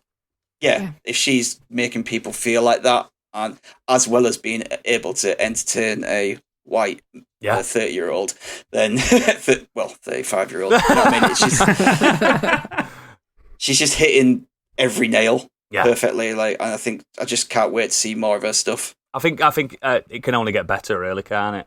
Mm. Yeah, absolutely, brilliant. Thank you for that, Steak. We're going to jump onto Biggie because I'm conscious of time. Yeah, I mean, again, something similar. I was torn between two. And for our honourable mentions, I'll obviously talk about the one I didn't choose. So I am going to choose, again, Toni Collette. Oh, yeah, there we go. For Helen, in case you weren't aware, we did our own awards called the Biggies. All right, very good. And we got to choose who we thought deserved, that was obviously either nominated, didn't win, never got a nomination, etc. And I did choose Toni then. For Hereditary? Yeah. But yes, generally? definitely just in general as well. Right, okay. But again, I'll cover what I think personally for me, what I've liked about her work. Can we just quickly roll back? Portrait of Lady on Fire deserved more award recognition. Yeah. So I'm going to give a biggie to that film. Yeah, you can give biggies whenever you want. Even though the ceremony is recorded, you can give them out all year. It's like an achievement that pops up at the top of the screen. Yeah. Awarded a biggie. You can have a biggie. Well, you can't have one, you've got to earn one. Quite right. Very true. But yeah, I mean, for those who don't actually know much about Toni Collette, she is actually Australian. And apart from her work in television, independent films, she has basically received lots of accolades throughout her career, including Golden Globe Awards, Primetime Emmy Awards, Academy Awards, Tony Awards, and 2 British Academy Film Awards. Her breakout role was, of course, in Muriel's Wedding. Yep. Mm-hmm. She got a Golden Globe nomination for that. But apart from the success that did come with that, she really hit the spotlight with, of course, The Sixth Sense. Yeah, that's where I think I first saw her. I was the same. And she got nominated for Academy Award for Best Supporting Actress for that. Oh, yeah. For me, apart from everybody else in that movie, because let's face it, Haley Joel Osment was fantastic in that. Even Bruce Willis delivered a Bruce Willis was Bruce Willis in that. But in a good way. Yeah, in a good Bruce. Good Bruce. There is good and bad When he's Bruce. interested. Yeah. Yeah, when he turns up. He wasn't stuck trying to jump off a building or anything. Yeah. But for me, her performance as the single mum Lynn throughout that movie, because her scenes are sort of just here and there. She sort of, it's not always focused on her at all, but every scene she's in, she's fantastic. As she plays the single mum desperately trying to support her little boy Cole, who to her appears to be struggling socially with the other kids and trying to understand why he's so different and also disturbed, I guess, from her eyes. She nails that guilt and frustration every scene. And, of course, the final emotional scene in the car between Lynn and Cole. God, yeah. As he explains that he has actually seen her mum, and not only did her mum see that dance recital that she performed that day, but heard the question. She starts crying and stuff. gave an answer just gets me every time, even though I've seen this film so many times and it's brilliant. But just her reaction to Cole, it's just incredible. And what I love about Toni Collette, I'm going to come to Hereditary again, is that when she performs, I forget it's Toni Collette. Yeah. For me, for an actor to make you forget who they are and that you fall for the character they're playing is them doing their job. That's the ultimate thing you can say, though, isn't it? If I don't realise it's you. I think she delivers it every time. Well, she always comes across so warm and happy in interviews and stuff. And I have been known to accidentally say in a podcast before that she's got a painful face when I meant a pains face. Because pains very, very well. Yeah, there is a big difference. Very, very important. She absolutely does not have a painful face. But she can do a really pained expression. And the contrast between that and seeing her being interviewed, and you really do sort of see what an incredible actress she is. Yeah, she's amazing. Hereditary for me is one of the great performances of the last decade. I think it's one of the best horror films ever made. Yeah, also that. It is for me. A lot of people don't like the ending, but I was all over it. All over it. Yeah. I've only watched it recently as well, so I'm just. Oh my god! I am new to Hereditary, but yeah, I get it. I get the praise. I get it. And for me, because in Hereditary, it's an uncomfortable study of grief and loss as well. It is. How it impacts on all members of her family as well. I know it has that creepy supernatural force that sort of engulfs the family. But having experienced a sudden loss in my family as well, when my niece was killed in a car crash, the various stages of grief were so incredibly portrayed throughout this movie. As the days go on, and it's portrayed how the different stages of how it impacts on her. And yeah, I mean, I think I read an interview on her where she was doing like 14 takes for some of the scenes. I mean, can you imagine delivering that sort of emotion time and time again, trying to, obviously, for the director to nail it. Wow. Big fan of Ari Aster. Oh yeah. But yeah, the change of pace as the movie goes along and delivers that terrifying climax. Again, I've waxed lyrical enough about Toni Collette. But she's done a lot of other stuff as well. Period comedies, dramas. She was on Broadway. I'm currently watching her in a TV series which I didn't even realise she was in. I missed this one called Unbelievable, which is a true story based on a serial rapist. She plays a detective of all things. But again, she's playing the role fantastically. You really believe that she's got this sort of history about her being a detective, although you know nothing about her when you meet her in this show. It's just, I'm just such a fan. And I just feel like, I don't believe she's had the Oscar yet, and I feel like it should come her way. Well, she's got a biggie at least. Really it's bigger, isn't it? It's a better award. Now. It's a better award. Excellent. Thank you, sir, for that. We're going to jump to Helen now.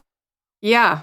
I was trying to narrow it down. Balance somebody. Yeah, I was trying to balance somebody who had done good work, but also kind of made social change. Yeah, right. Yes, so absolutely. So I'm going to be very predictable and go for Ava DuVernay, who I think gets talked about a lot, but rightly so. So she decided she wanted to get into making films and realized how difficult it was going to be, not just as a woman, but as a black woman. Yeah. And so started off with documentaries. And this is something that quite a few of the female directors I spoke to started off that way, because there's no one to tell you no, because the budgets are so small.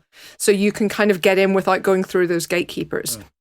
So DuVernay had some success with her documentary. She then got the chance to make Selma. She knocked it out of the park. So good. Best Picture nomination. I think she was the first African-American woman to be Golden Globe nominated.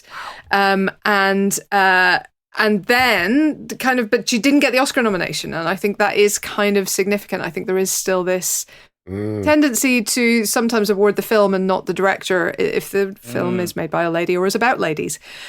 So she's kept going and it seemed to kind of vanish from films for a little bit. It seemed like there wasn't that big follow-up that you might expect after Selma. Did she do a show? She did. Well, this is what I'm going to get to. But she did have some meetings with Marvel first, for example. And I think she was in line to do either Black Panther or Captain Marvel. I'm not sure which. I would like to say she was in line for like Thor 3 or something unconnected to her identity. But realistically, it was probably one of the other two. Let's be real. But no, she then became, I think, the the female director who'd had the biggest budget ever when she made A Wrinkle in Time, which wasn't hugely successful.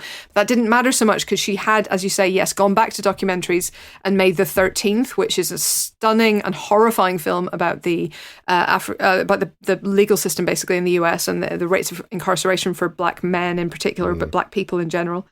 And also When They See Us, which is one of the most devastating dramas of the past few years. That drama is genuinely like a gut punch. It's absolutely astonishing. If people haven't seen it yet, yes, I know it does take. It takes a little bit of a run up because it's so horrible. But it's so horrible. But it's only 4 episodes, so you can, you can kind of power through it. But yeah, it does take a little bit of a run up, and it kind of. It's one of these things where you're like, if these people went through this, I can make it through watching it. I know there is that. I should continue with it.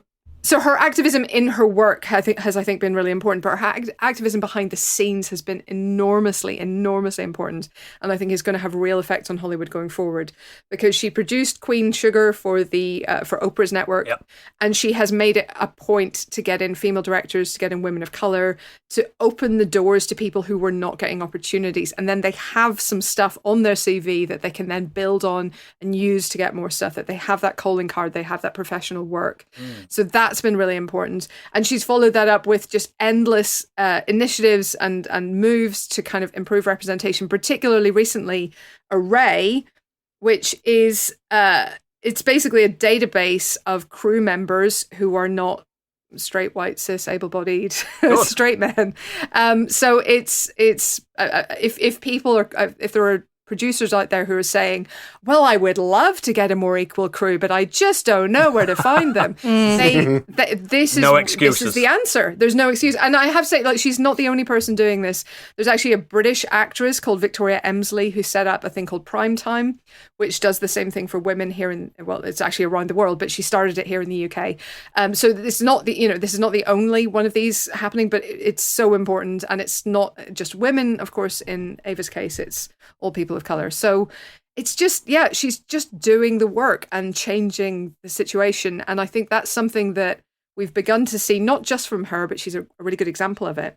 But we've begun to see in the past few years where women were encouraged, and I think all minorities, but women in particular, were encouraged to think of each other as competition in Hollywood for the last 100 years, because there really were only 3 decent roles a year. So if Meg Ryan got it, then Julia Roberts was out of luck, or whatever. And it has been a competition because there have been so few opportunities. And I think that is what's changing. And you're now getting people like Ava who are lifting other women up and making that really core to everything that they do. And that's what I hope is going to change the picture going forward. Oh, yeah, absolutely. Yeah, I'm going to continue with...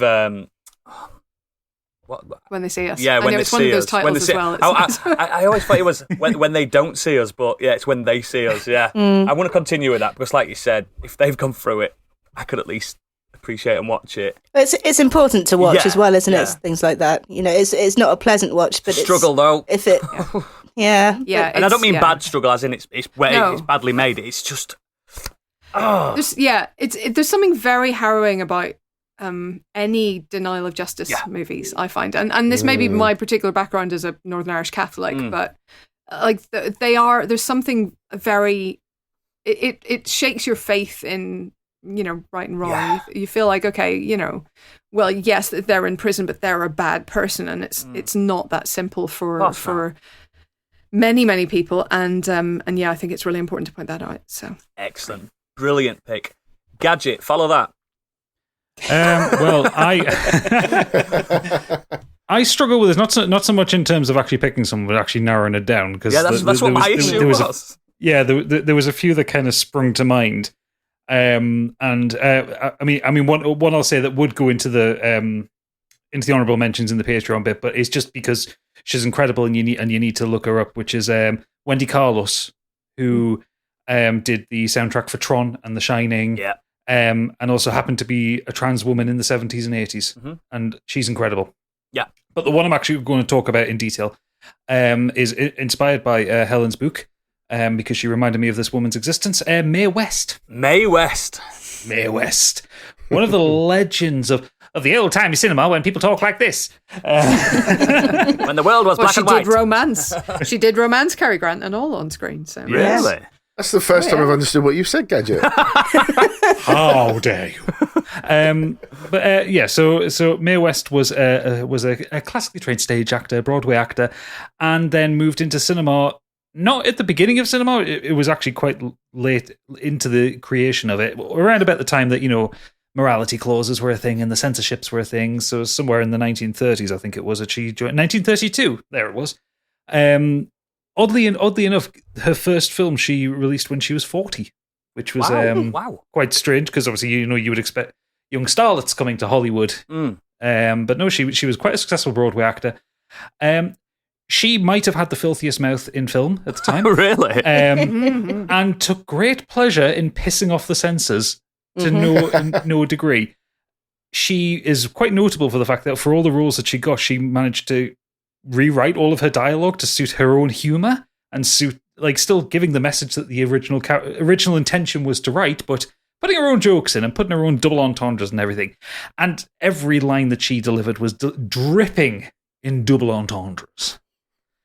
And I'll go through some quotes in a bit, but it's mostly just the fact that she was an absolute badass in this time when women were really kind of restricted in what they could do through morality clauses. She didn't give a fuck. She dealt with the fine. She went to prison for 8 days because she wrote a play on Broadway called Sex.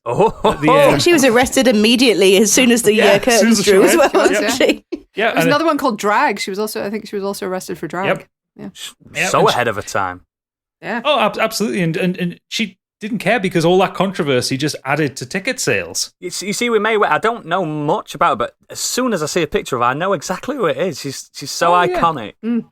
Just sort of such a kind of bombastic presence, isn't she? She's sort of what you would describe as larger than life, I think. Very much so. Yeah. She's also kind of reasonably responsible for kind of Cary Grant's big break, as in she says, "I need him in my movie now," kind of thing. And who among us would not? Well, I mean, come true. on. I mean, yeah. And she did quite a number of films with him. I believe it was like 5 or 6 films with him across the kind of the 1930s. At one point in 1935, she was the highest paid woman and second highest paid person in the United States. Wow. The only person who was paid more than her was William Randolph Hearst, who was a newspaper publisher and would be a billionaire by today's standards. Yeah. Old money. Yeah, not a bad position to be in for Mae West, to be fair. No, that's proper power, that. Do you know what? I made a note from your book, Helen, that some people were so concerned by her that they said that they needed to watch her like they watched Hitler or something like that. Yes, that was the censors. Wow. Yeah, like they considered she was a bigger threat than Hitler. That much influence. Yeah. Amazing. Crazy. I think they misjudged Hitler there, didn't they? I mean, I think ultimately, a little bit. Well, Sorry, she was absolutely effervescent on screen, and she was such a huge draw for cinema across the 1930s. Like, her film career lasted, maybe 10, 15 years or something like that before she decided she'd had enough of it and went back to Broadway and to the stage where kind of her real passions lay. But yeah, she became one of the wealthiest people in the world. She was one of the most influential voices out there, and she was a huge draw. Yeah. She also it was one of her films. I'm trying to find it here. I've got so many notes on it that I've lost where it was. Oh yeah, the She Done Him Wrong in 1933. She Done Him Wrong. I love that. Yeah. Saved Paramount because Paramount was on the verge of bankruptcy. Wow. And there is a building on the lot named after Mae West now. Good. In gratitude for that. But that grossed over $2 million in 1933, which is the equivalent of $140 million-ish today. Wow. But some of her greatest quotes, and like I say, she wrote all these herself. These weren't screenwriters giving it to her. I've got to list them here. It's not the men in my life that count, it's the life in my men. A hard man is good to find. Is that it? Yeah, that's it. Yeah. Rather than a good man is hard to find, a hard man is good to find. Oh, yeah. I like that. I'll try anything once, twice if I like it, 3 times to make sure. I've said on this podcast I'll try anything twice. I wonder if I'm channeling Mae West. When choosing between two evils, I always like to try the one I've never tried before. Oh, yes. I know that one. Too much of a good thing can be wonderful. Yeah. And Isn't there one like, goodness, how did you get these furs? Goodness had nothing to do with it. yes. Oh, yeah. I like that. You only live once, but if you do it right, once is enough. Once is enough, yeah. And my absolute favorite one, and this one's been quoted endlessly. Like if you watch RuPaul's Drag Race, one of the drag queens played Mae West, and this was like the killer line that came out. It says, "When I'm good, I'm very good, but when I'm bad, I'm better." Yeah. Yeah. That's the famous one, isn't That's it? classic. One What of an the absolute famous- queen. She's, why don't you come up sometime and see me? As well. Like And she, I think she also coined. Is that a gun in your pocket? Yeah, is that a gun in your pocket? Are you happy to Really? see me? You just please Pleased to see see me. me. Yeah. Wow. Brilliant. And, Amazing writer. Yeah, and I used to be Snow White, but I drifted. I drifted. Like she's an absolute legend, and she doesn't get recognised enough in kind of modern society. She's because it was the 1930s and 1940s. The films are kind of the only people who really talk about her are like real film buffs and like people who are really interested in classic cinema. She doesn't get brought up enough in kind of modern conversation. But she was absolutely brilliant, and just if you watch any clips of her, even just go on YouTube and watch clips of her films, your eye is constantly drawn to her.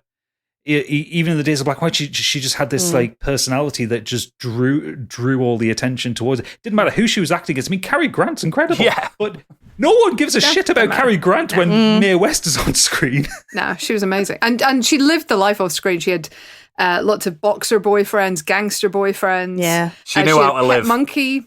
She had a pet monkey who apparently ran off with some of her diamonds at one point. Oh yeah, maybe you're right. I mean, she just managed all of her own publicity as well. You know, she just she would come up with these stories when anything got boring. Yeah, I guess that's the problem with streaming services, is that they're not interested in classic cinema like that. So you're having to rely on just general TV, aren't you, to see any sort of reruns of classic movies, because they're just not going to be interested in that, aren't Well, they? I wonder if a lot of it hasn't been I thought you were going to digitized. say the problem with streaming services is there are not enough monkeys stealing diamonds. I mean, there is that issue as That is- well. I have noted that. Yeah, Sorry, kind of interrupted.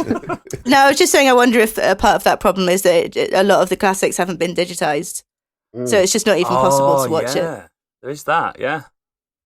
Excellent Not pick gonna anyway. just- So the last thing I'll say about Mae West is, and this is just a thing I didn't even know about this because it wasn't in Helen's book, but it was on her Wikipedia page. Oh, she appeared in sketches on a radio show, which was the ventriloquist Edgar Bergen's radio show. I don't know how ventriloquism works on the radio, mind you. you've got to He was a big star at that point. Yeah, But yeah. he was a really big star. He's in Yeah. some of the Disney animation of the time.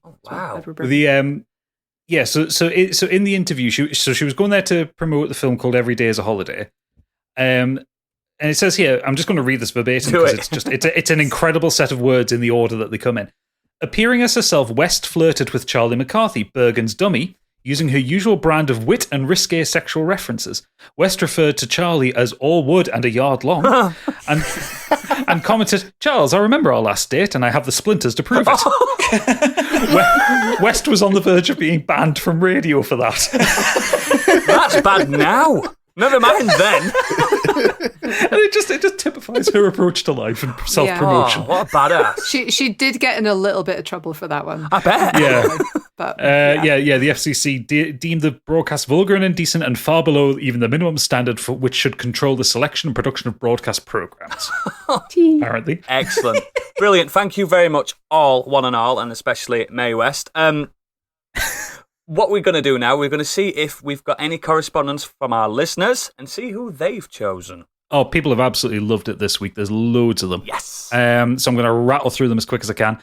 Adam Golightly said, the first two that spring to mind for me are Carrie Fisher, simply because I grew up watching and loving Star Wars. Yep. Love And then that. Sandra Bullock, who appears to have covered all genres over the last 30 or so years. Let's not forget Speed 2.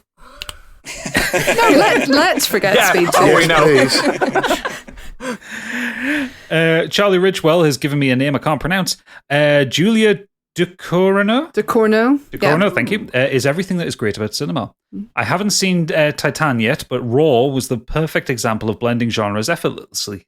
And he says, coming of age / outsider at school / cannibal film. What? That was brilliant. That's a nice juxtaposition of things, isn't it? Yeah. He also goes on to say Jennifer Kent has provided 2 effortless films with deep amazing. meaning. One, a portrait of grief in a home. The other, a brutal but meaningful film of revenge, loss, and power. Yeah. Just She's incredible. Yeah. Have you seen Titan yet, Helen? I have not seen Titan yet. I am Titan, I believe. Annoyingly, I was in Cannes, but not for the right week. I was only there for a few days, and I have not been able to go to all of the London Film Festival, and I've missed it here too. So it's very frustrating. I feel like a very bad film journalist for not seeing it yet. You can't see them Where'd you get all all. the time to watch it? I know. I just feel bad. I'm not seeing enough. You can't see them all. Dominic Skelton is agreeing with another one from your book, Helen. Lynn Ramsey is shockingly underappreciated. Amazing.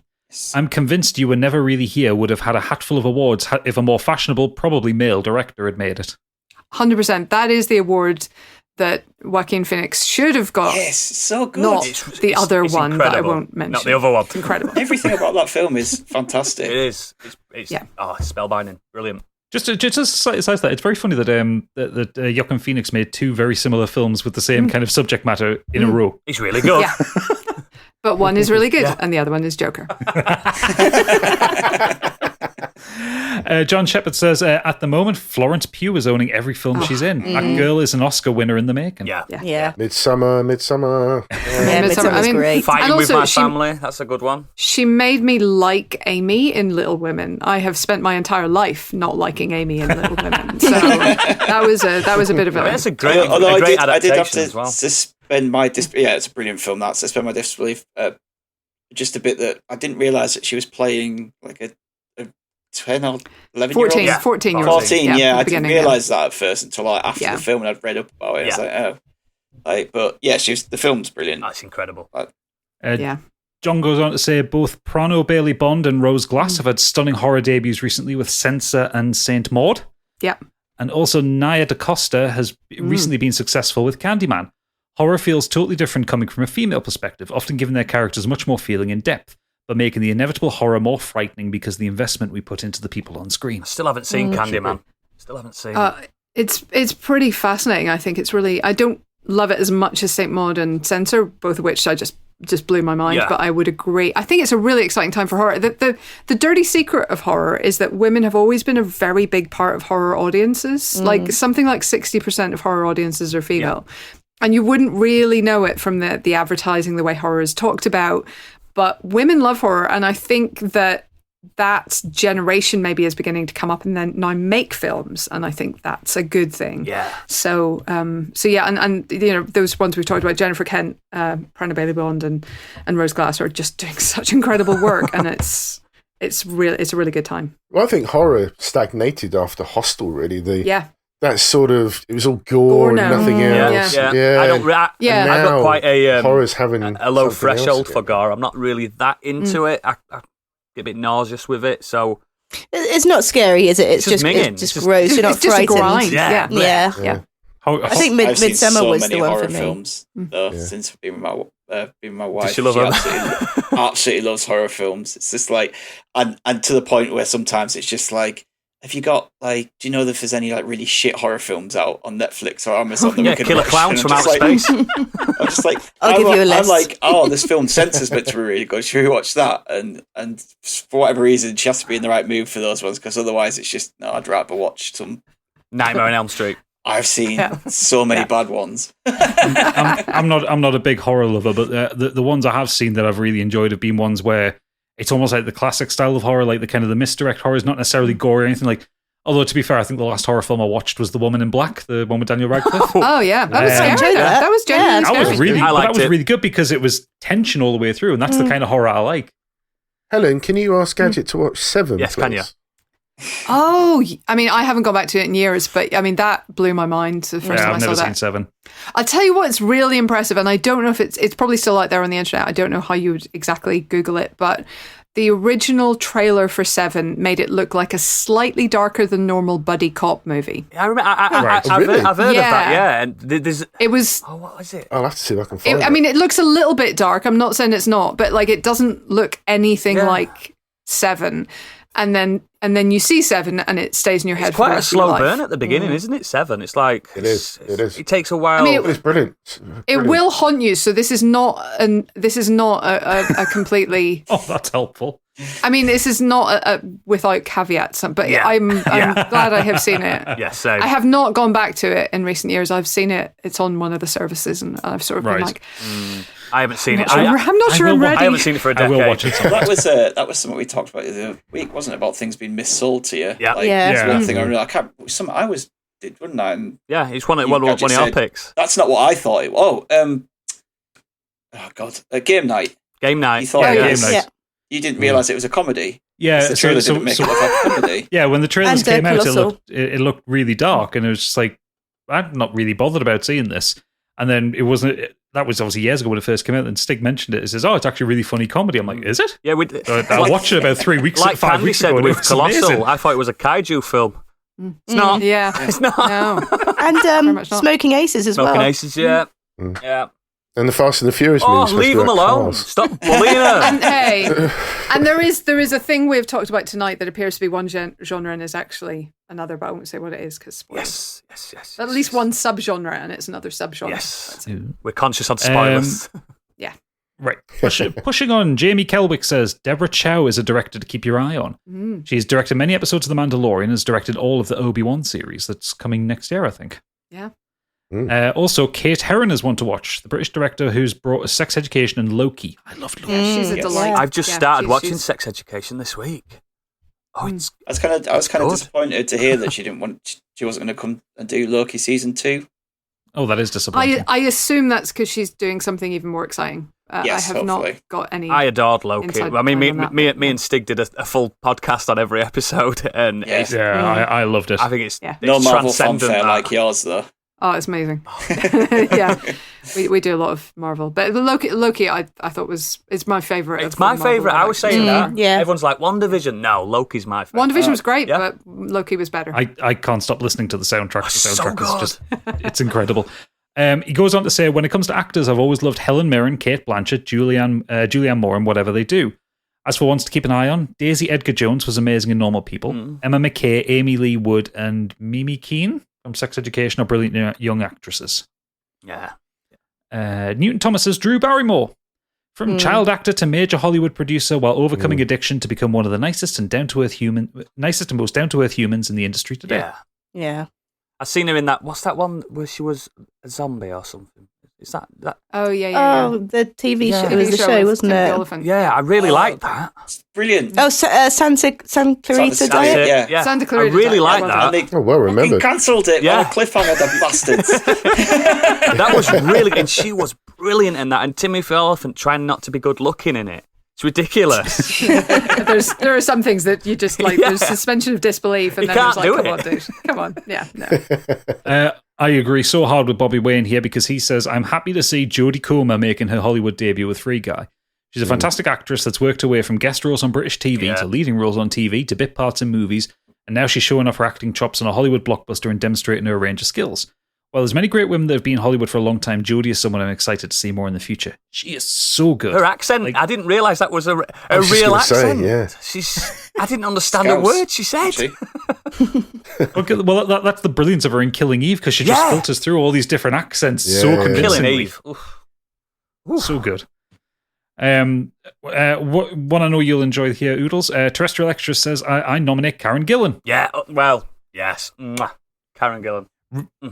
She recently became a writer and director, Yes. and she's been part of the MCU, done voiceovers, more serious roles, and to top it off, she's British. Yep. The girl's got it going on. Gunpowder Milkshake looks fun too. Yeah. John Cheatham says, I'm going to shout out Rose McGowan.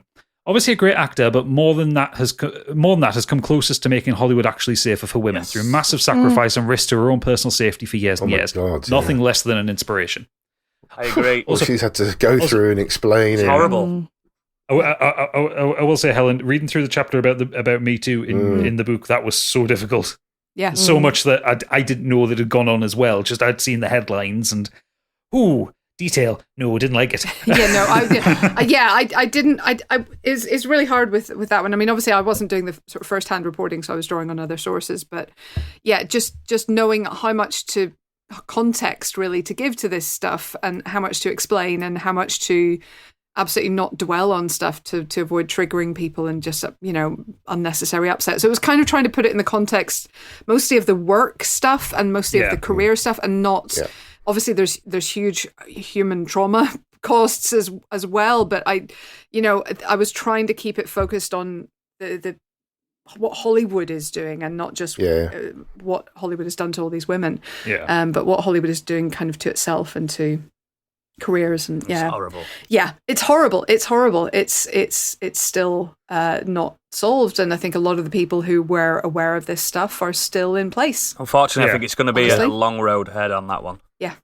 The documentary on the iPlayer, the Harvey Weinstein documentary, is brilliant, really good. Yeah. Horrible man. I do think that something like psychologically did shift after the Me Too movement, and I think there are consequences, but it's not a clean sweep. There's no board to be cleared. There's no kind of witch hunt or list, to be gone through and all of these people be removed. There's nothing that clear cut, and I think it's hard to see, but I think there has been some kind of shift of ideas, and I hope that will reverberate and just build and build and build until we get something. It has to. Yeah, it does. Safer. It does. Yeah. Mm-hmm. So I'm going to move on from that. Natalie says Sigourney Weaver. Let's remember, she was a strong... That was my second choice. Same. She was a strong, if not the strongest female lead in an action film, not only all the time, but more importantly, the era that women were being played as secretaries, bimbos, damsels in distress. Alien and Aliens were groundbreaking. Amazing. She's an outstanding actress, and I love that even in the films they make reference to her being a woman in the... derogatory sense. Her fuck you attitude to leading men is bussing. Yeah. Natalie keeps using young people words. I don't understand. Do you know the thing with Alien? So about 5 years ago, me and my wife watched it for the first time. Obviously, I've seen it. And when it first started, I said, guess who's the main character in this? And she couldn't, because at the beginning, you don't know who the main character is. And by the end, it's like, oh, God, what tour de force that is. I love Alien. I read up just before this pod. I had a quick look again at Sigourney, and I didn't realise that Alien is technically her first role. She just did commercials and a bit of TV work before actually having that role. And she was originally up for Lambert. Really? And there was a change of casting last minute, and she got given Ripley, and they swapped it around. Wow. Could you imagine if... No. And she was another actress. I've forgotten who plays Lambert now. And she's, again, a great actress. I just don't think that would have worked with her. Wow. I think, and it was on, but I think the fact that you don't know she's the lead at the beginning is how they did it, really, is how it works. They kind of like snuck her in. I know you shouldn't say it like that, but they did the snuck her in, didn't they? Yeah. She's strong in Ghostbusters as well, I think. Oh my God. Yeah. I'm just trying to think of that film, because Natalie said then about even with the films where she's been referenced as a woman in derogatory sense, she owns the screen. It's the one she did with Jennifer Love Hewitt. I don't think it's a great film, but I think that she's just proper. She's classing it. Like she's just. That's Heartbreakers, isn't it? Heartbreakers, yeah. I was just trying to find it then. I couldn't remember what the name of the thing was. And even when she's playing quote unquote a bimbo, like in Galaxy Quest, she just brings so much. No, I adore that. Great role that was for her. Superb. Look, I have one job on this stupid shit. I need to. She's the best thing in Avatar as well, and I don't like Avatar. I don't like. No one should like Avatar. I like Avatar. Oh yeah. We've got one. We've got just one. the world building. It's a beautiful film, but no, I don't like it. Natalie finishes off by saying my favorite moment, and she's talking about Aliens. Mm-hmm. She's saying my favorite moment when the massive bell-end prick that is Carter Burke is about to release a facehugger stuck on Ripley on mute. Ripley says, "You know, Burke, I don't know which species is worse. You don't see them fucking each other over for a goddamn percentage." Yeah. I hate Burke. Bloody well priceless. Goddess. After this role, I think people realised women were more than just objects of fuckability with boobs to sell a movie. We could stack up against Arnie, Stallone and the like. We need more Ripleys. We do. We do. Oh, God, I love it. And the problem for a long time was that, they would just say, well, we've got Ripley, so you don't need any others. Yeah. And it should have, they never, this is the thing, every time there was a woman who broke through, every time there was a woman who kind of proved the myths wrong, they never built on it. They always just sort of treated that as an exception, as an irrepeatable thing. Yeah, I think it's kind of damning that everyone's always goes back to either Leia, Sarah Connor or Ripley. Yeah. How long ago were they now? That's all you got. Yeah. Yeah. That's all you got. Yeah. Oh, it's a shame. Best boy Kurt Lewin has said, I have to say that I think Keira Knightley is my favourite actress, both for her acting and off-screen activities to promote women in media. She's had some duff films, but perhaps the performance that springs to mind for me when I think of her are Bend It Like Beckham and Misbehaviour, more recently, which is a film that is really good and doesn't get talked about enough. True, yeah, good film. And I think she's turned into a wonderful actress, actually. I think she's really genuinely great now. And I think we're risking getting to the point where Keira Knightley is not taken seriously enough. Actually, after being sort of everywhere when she was about 17. But like something like Official Secrets, it's a great performance. It's really, really good. Cool. And last up we have Ray. He says, hi, Modern Escapism. Movie production is a group effort, even more so when the movie is animated. As a result, people working backstage don't get the spotlight very often. Galen Sussman is among them. I think that's how I say her name. In 1998, a mistyped command deleted 90% of Toy Story 2's digital assets, and the backup drive was under repair at the time. So the situation seems dire. With merely 12 months before release, there's no way a studio can rebuild the movie from scratch. It seems the only option is to scrap the film entirely, along with its $500 million investment, and maybe sink Pixar in the process. When all hope seemed lost, Sussman, a technical director at the time, stepped up with a complete copy of all the film assets on her personal computer. Turns out, because she didn't want to miss out on the action after her son was born, she created a copy so she could continue to work at home. Alas, Toy Story 2 and all the great stories that came after were saved by this unsung heroine. Wow. Some may say this is a fortunate result due to coincidence, but I think it's also her professionalism, hard-working spirit, and passion for her job prepared Galen Sussman to become a rescuer of this crisis. As such, I would like to write down the story and pay my small respect to the woman quietly but dutifully supporting the industry that bring us joy just like her. Absolutely. I think Toy Story 2 is the best one as well. It is. Yeah, it's fantastic. By far the best one. It's the Empire Strikes Back of Toy Story. It is. It is. It's fact. First sequel Tom Hanks has ever done as well, isn't it? I'm not sure. I think it was, so. yeah. And then he did the Dan Brown ones, didn't he? Ooh. I don't remember those. I don't remember those. I don't think they happened. No, it's best not to. But yeah. I mean, in your professional opinion, it mustn't have happened, No. though. Is that them all there, Gadget? Yeah, that's them all. Excellent. So it's nearly time to wrap it up. Candy, it's time to do a little bit of socials and let the listeners know what we're doing next week. Lovely. So you can always visit us, you can visit us on our new website, modernescapism.co.uk. On there you can find a link to all of our socials, media, and our contact details. We've just launched our merch store as well. Oh, it's so good. So good. If you've ever wanted a bedspread with Biggie's face on it, your prayers have been answered. And everyone wants that. Well, there's also some Modern Escapism and Do Dragons Dream and Scorched t-shirts as well, if you're feeling a bit more sensible. My wife's ordered one. The breadspread or the t-shirt? The bedspread. All of the above. If you have any comments, you can either tweet us or email us at modernescapismpod@gmail.com, or you can join us on our Discord server. We're all in there. We're always active, so please join us in our wonderful community for a chat. If you fancy watching and interacting with us live while playing through some games, usually badly, you can find us on twitch.tv/modernescapism. Biggie's currently and continuing to play through Dark Souls on Mondays. How's that going? Stuck in the catacombs. Don't you hate it when you're stuck in the catacombs?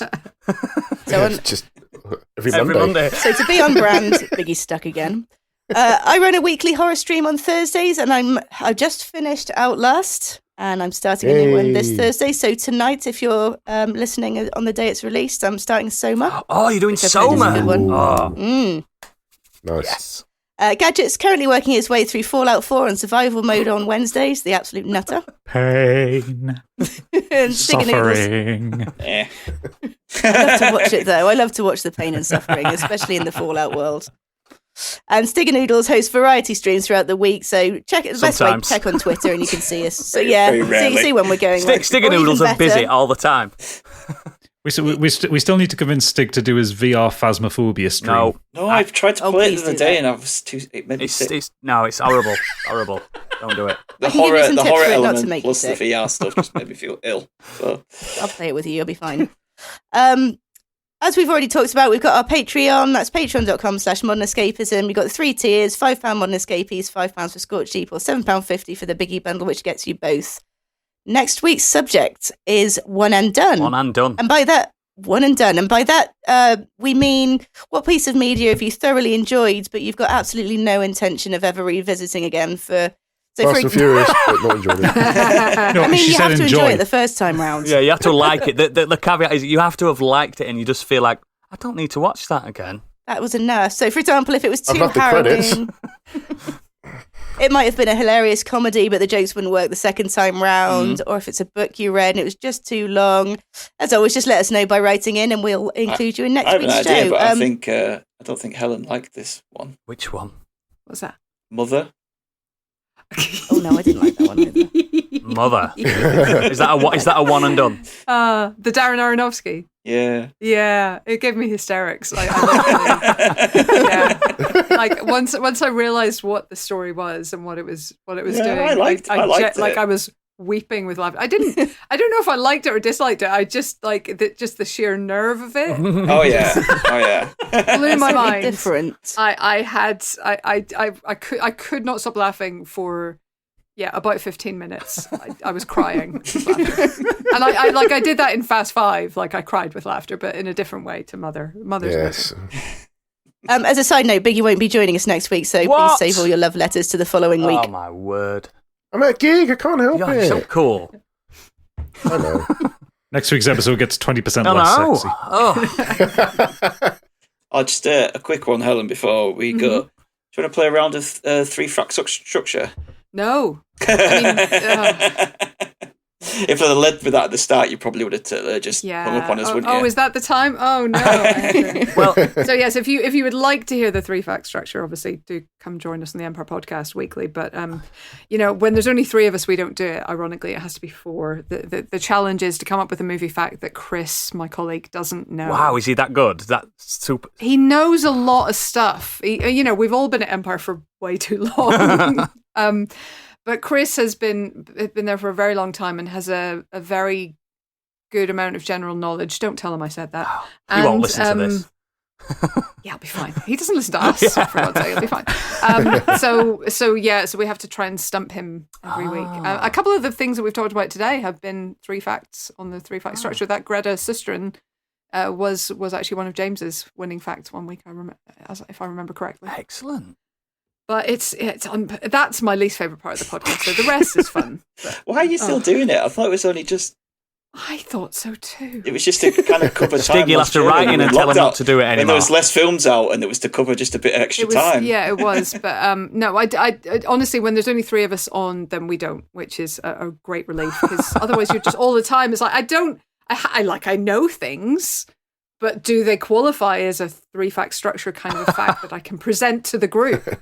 I don't know. Oh, it's very, very stressful. So, Helen, can I ask? I know Stiggy's been. How are you finding the live podcasts?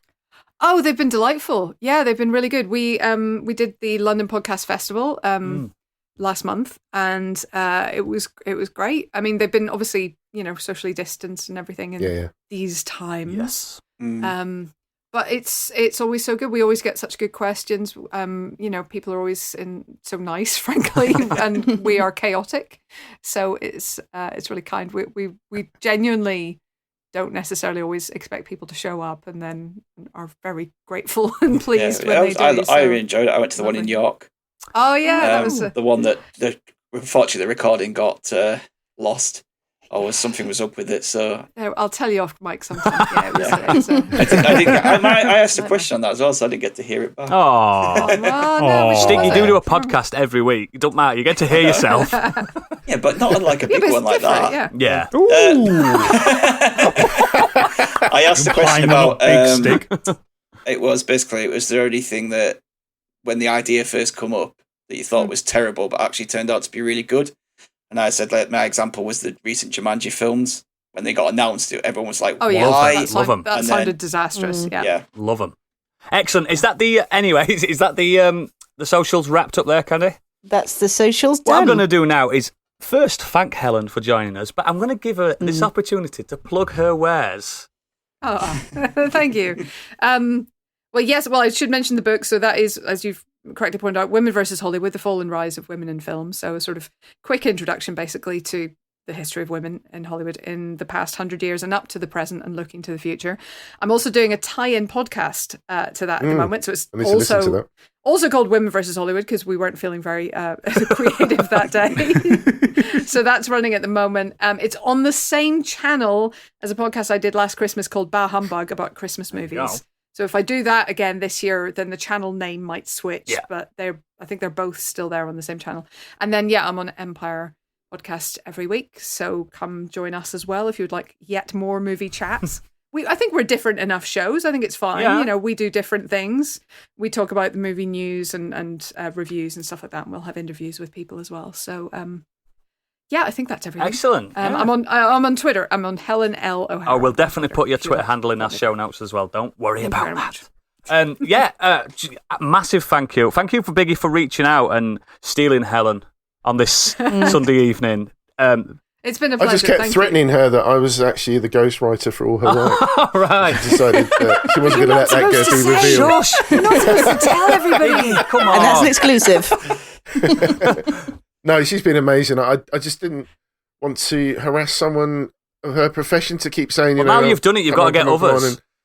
She was brilliant, and that's it. Again. Just reach out to everybody now. Yeah, go for We've all been really excited, especially Stiggy as well, because he's such a fan, and we're all quite a bit nervous as well for having you on. It's been such a pleasure. Much. Thank you. Thank you so much for giving up your time. Really appreciate it. And what we're going to do now, we're not going to lock Helen behind a Patreon paywall because that wouldn't be fair. Because we're going to say bye-bye to everyone that's not paying for this. We still love you, but start paying. So from us, and especially from Helen, good night. Fairly well. Good night.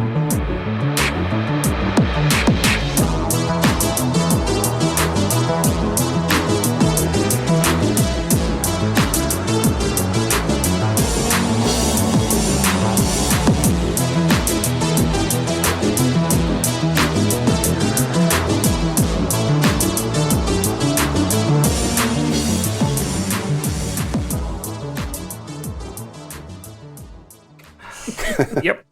I started that one by punching the microphone. Just let it know who's boss. Establish dominance early on. That's so important. They know it's not your fear.